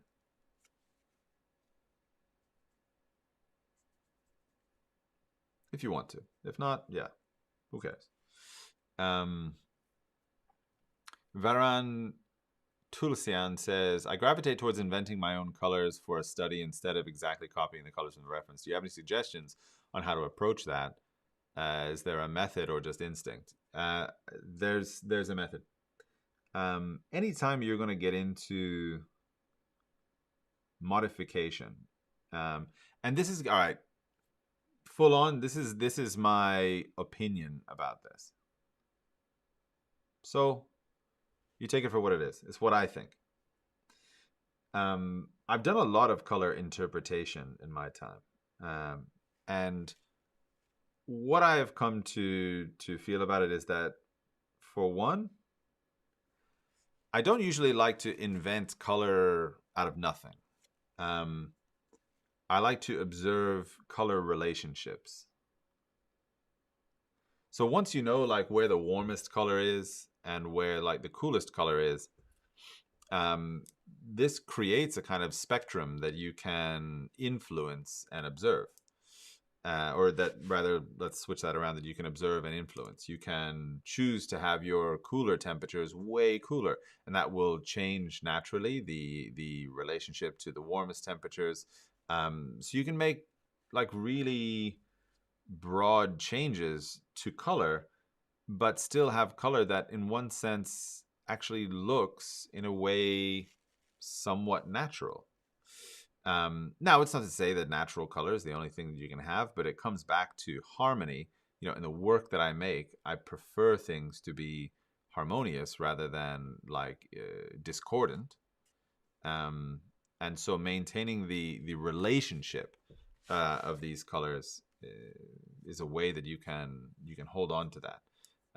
That you can create a change in the overall appearance of something without, what's the word, without losing or breaking down the sense of like overall harmony.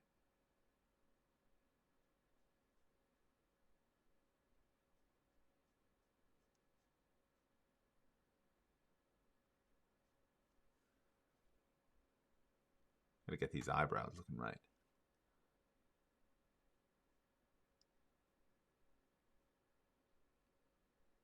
Definitely like of that age where when I like focus on something, like I open my mouth for some reason, like that. I don't know why. That's just how it goes. Right. Cat Aquarella is saying, I'm not sure that Degas was ever married. Wait a minute, I gotta find the comment again. Yeah, yeah. And then she's following up by saying Degas was never married, so it could be Claude Monet's first wife. I think that it, in retrospect, and I think I mentioned this when I was saying it, I think it might be Monet that I'm thinking about actually. It was just a one-off quote that I heard once upon a time that kind of stuck with me. And the more I think about it, the more it makes sense that it would be Monet. But, you know, I mean, that's, you got to research that as well. So that is the working theory for now, is that that we're talking about Monet's wife, first wife.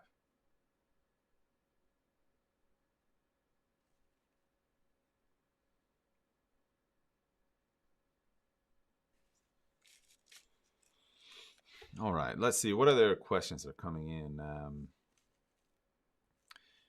Pad says, how slow or fast is good to get those expressive brushstrokes? I used to believe Sargent painted very spontaneous. Not sure if we achieve it by fast or slow or medium.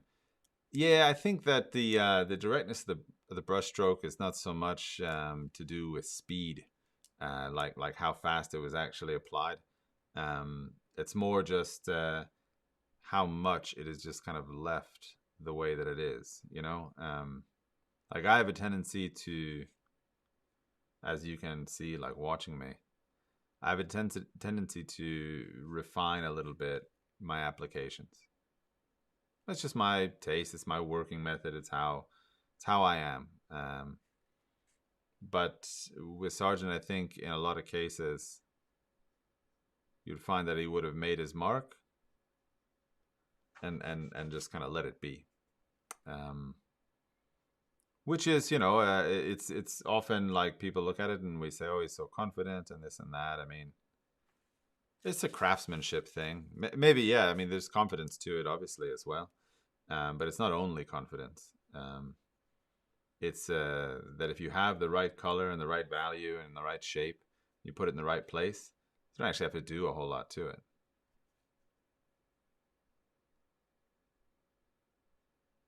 Yeah. It's for those of us that are a little bit more imperfect in those ways, where we have to do a bit more to our paint as we apply it. Which, in the case of Sargent, you know, love him or hate him, you know, the color and the value is strong. It's very strong with him. Maybe the force was very strong with him as well.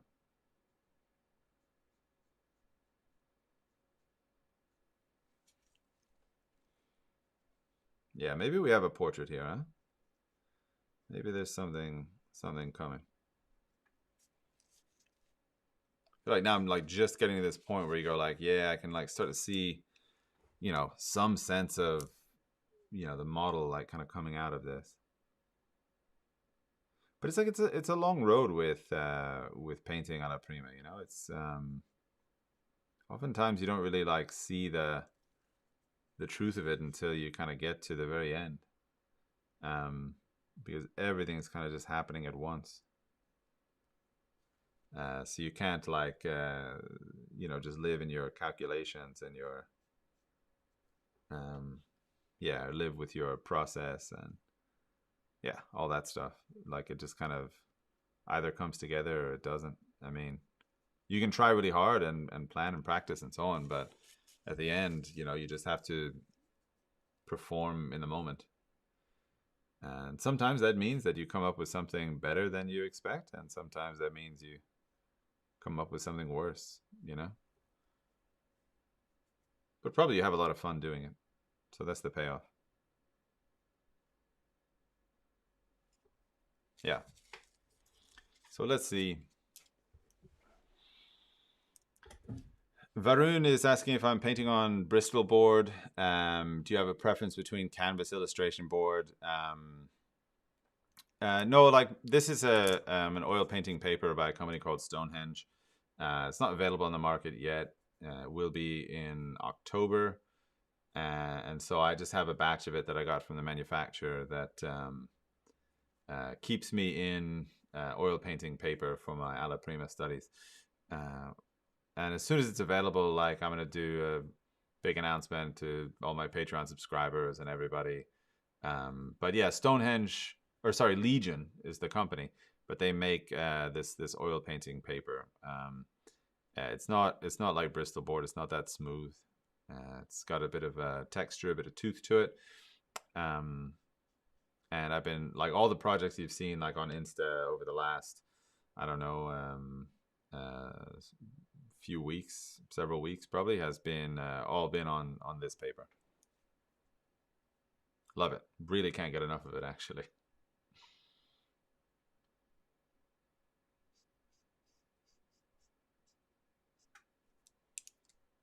All right. So we've been here for about 2 hours. And, you know, I mean, it's not a bad block in for a couple hours, but it's going to require, I think, quite a bit more. Yeah, Bharat Rajagopal is asking if I've ever used Liquin. I have used it. You know, I haven't used it in many years. It's a petroleum-based medium. So, you know, when you compare that to, you know, just linseed oil, it's a little bit less friendly to your body. And naturally, like with this stuff, I mean, the fact of the matter is you're gonna get it on your hands at some point or other. It's gonna get into your environment, you know, like around you, your house, your studio, whatever, in one way or another. So I think for me, probably the primary reason I don't use Liquin is just because it's made out of stuff that eventually, like if I don't have to contact that stuff, I will be happy. No real other reason than that. It dries pretty well. You know, I know a lot of people swear by it. You know, it's a popular medium, so like kind of nothing wrong with that. But again, you know, it's just something that I've opted not to do because I don't really have the needs for what it facilitates. I mean, I think, you know, when you think about mediums and like what medium you want to use, you just need to ask yourself, like, what do you want your paint to do? Do you want your paint to like dry faster? Is that the requirement? Then there's mediums for that. If you want your paint to dry slower, there's a medium for that. You know, anything you need your paint to do. There's some medium out there that will facilitate or ease that process. So you just want to make sure you're using the one that does the thing that you actually need to do. Hope that totally makes sense. Right. Yeah, somebody's asking the brushes I'm using here. It's all in my FAQs actually. So if you go to the description of this post or this live stream, There's an FAQs link that will take you to Patreon. It's a free post, so you don't have to, like, it's not behind a paywall or anything. But it'll tell you all the brushes that I'm using and all the materials. And I mean, if there's something that I use that you want to know about, it's in my FAQs. So you can check that out there.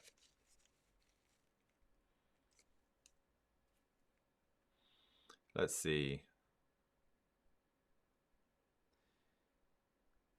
Kat is following up saying, very likely, we're talking about Monet here. He was obsessed with color all his life. I think that it would be the type of thing he would say. Also loved his first wife, who has been with him through thick and thin. So relating to an earlier anecdote, we are pretty sure or confident in feeling that it was Monet and his first wife that we were discussing or describing there. Thank you for that, Kat.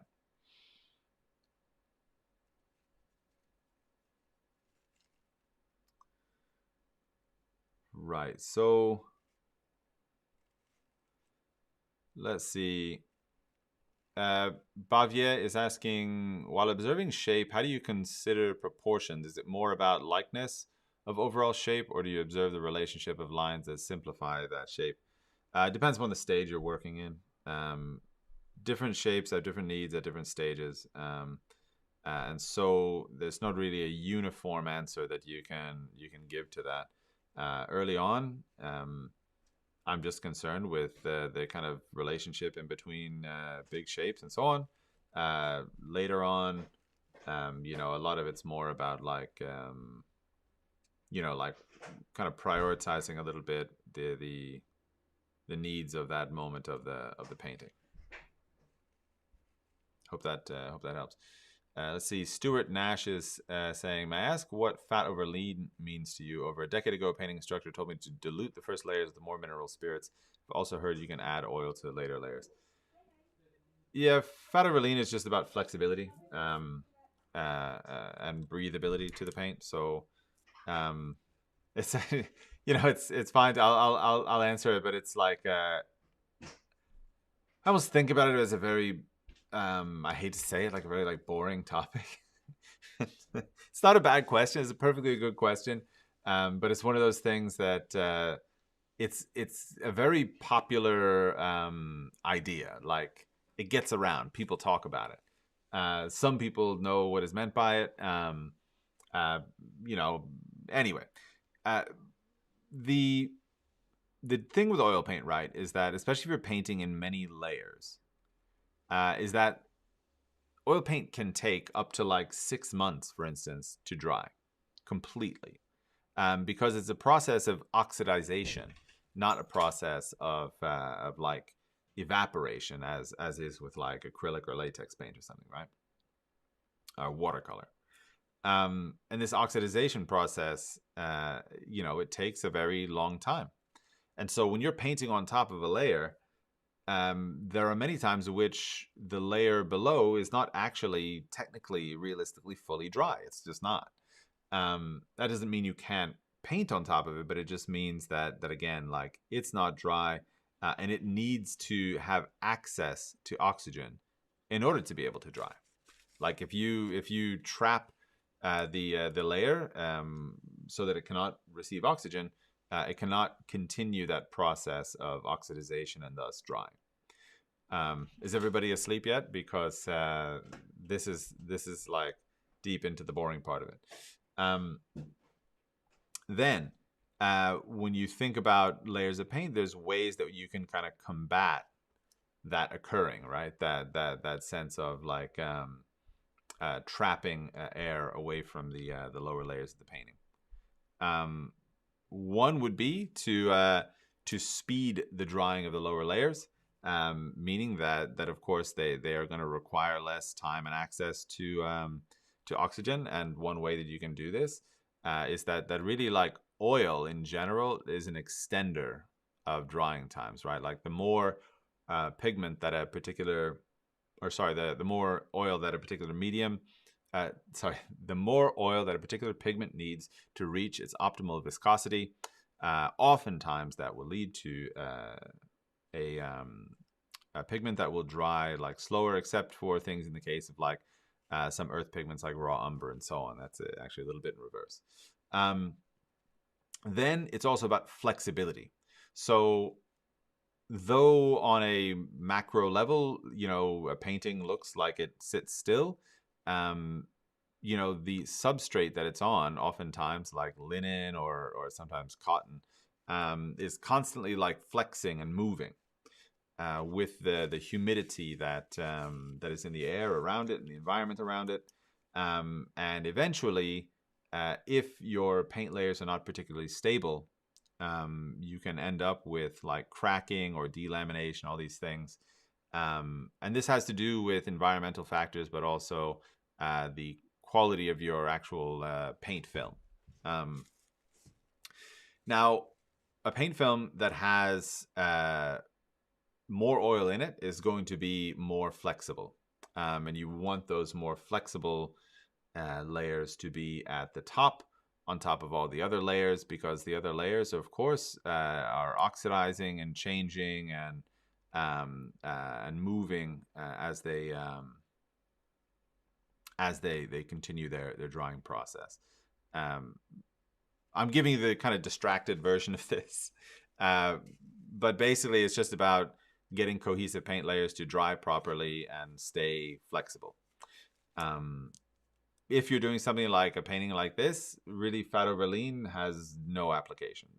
It's an Alla Prima painting. There's no other layer of paint to think about. And I would say that Fado Verleen in general has a lot to do with like painting in quite a few layers. Now, people that are really deeply invested with this idea will have a lot more to say about it than I will. I'm only aware of it and also understand that it's not the biggest part of my process, the kind of dealing with it. But I would say, like, if you want even more answers, go to somebody for whom it's a really big topic. Because, like I said, for me, it's yeah, it's fine, but I don't bother about it too much.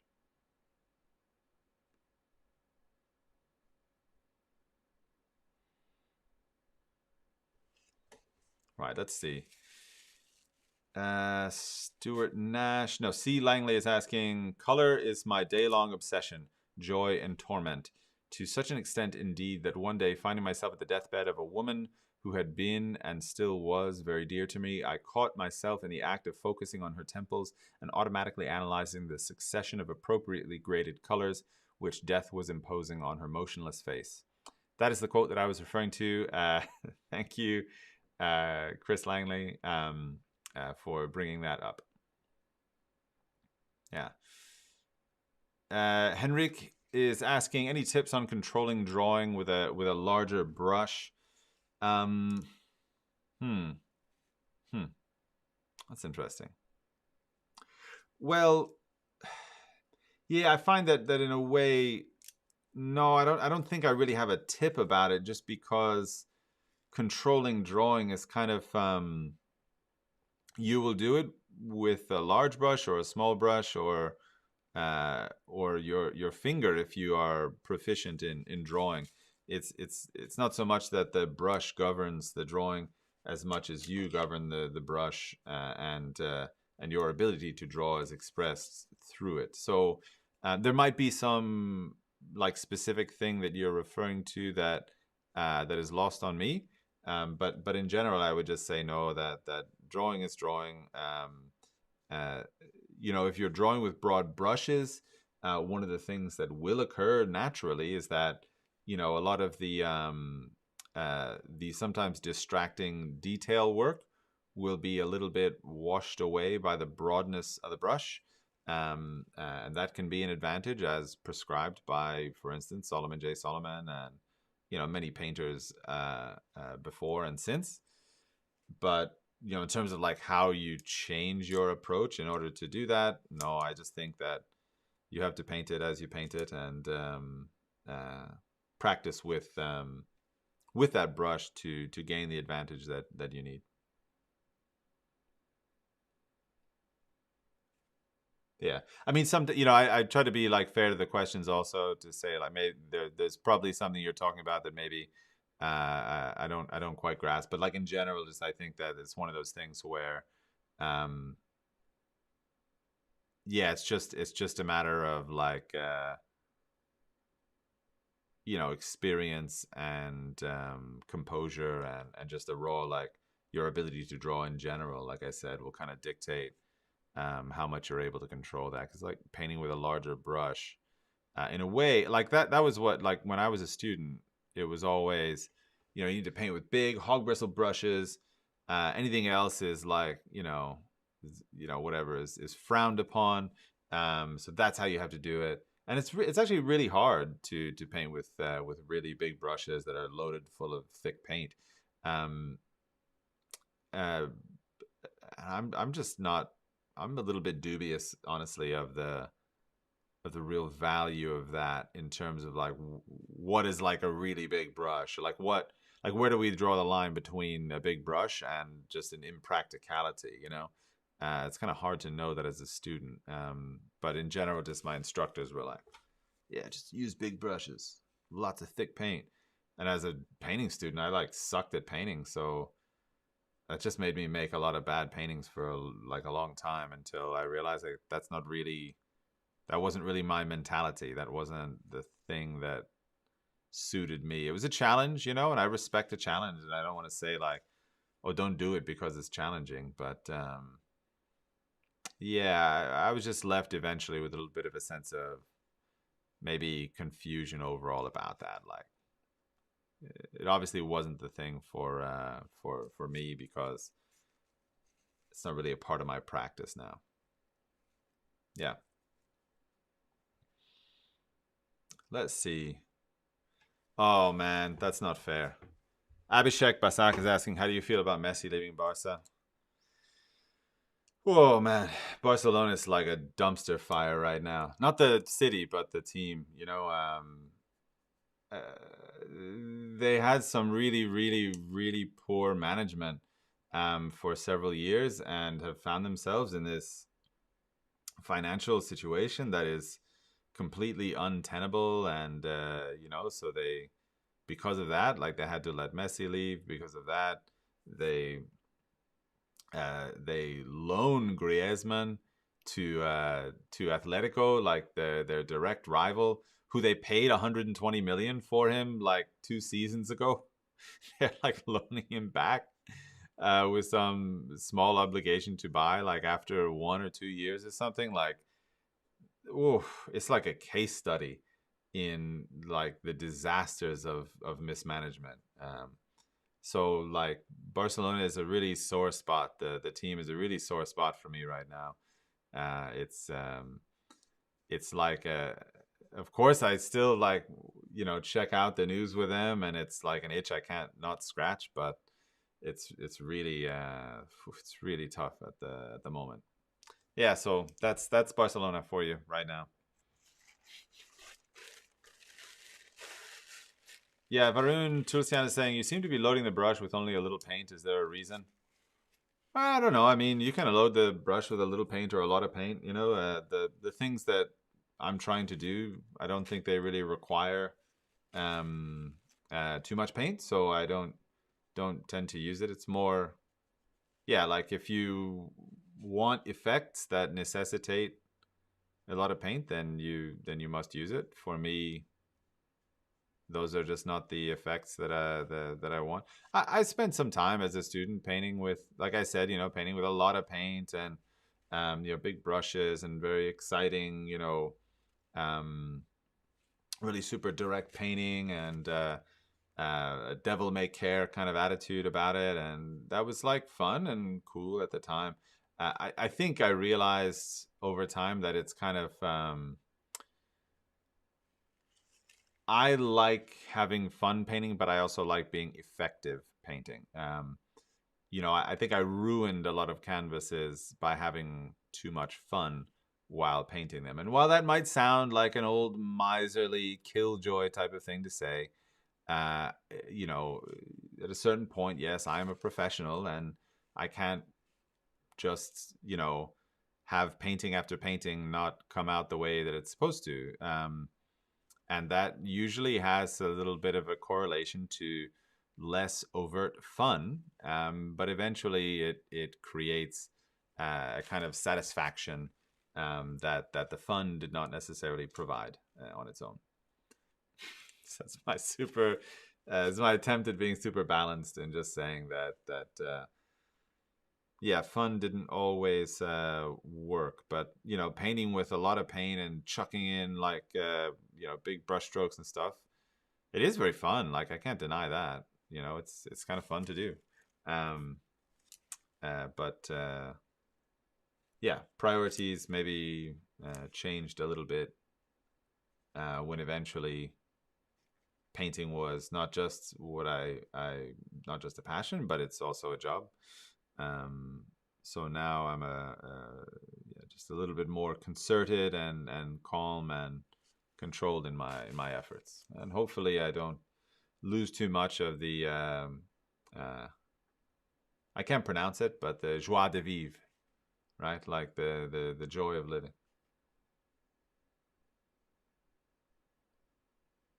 Because you risk that. I mean, you know, when you can be a little bit too controlled with oil paint. Like oil paint is kind of you know, it's that like, you know, wild horse that doesn't really want to be tamed, you know? And it's beautiful because it's wild, and if you tame it too much, it loses that sense of why you thought it was beautiful in the first place. So you have to be a little bit careful and cautious that you don't um, over control your materials. You know, that there's that little bit of like joy of discovery in some great paintings that it has to have, it has to be there, or it seems it becomes bland, which naturally is I think it's the enemy of great painting, is kind of blandness. Let's see. I think though, folks, we have passed 2 hours. I've got what I would call reasonable block into this, but I need to take a break, get a fresh eye, and I'm going to probably come back and just finish this on my own time. But I just want to say thanks for stopping by the stream.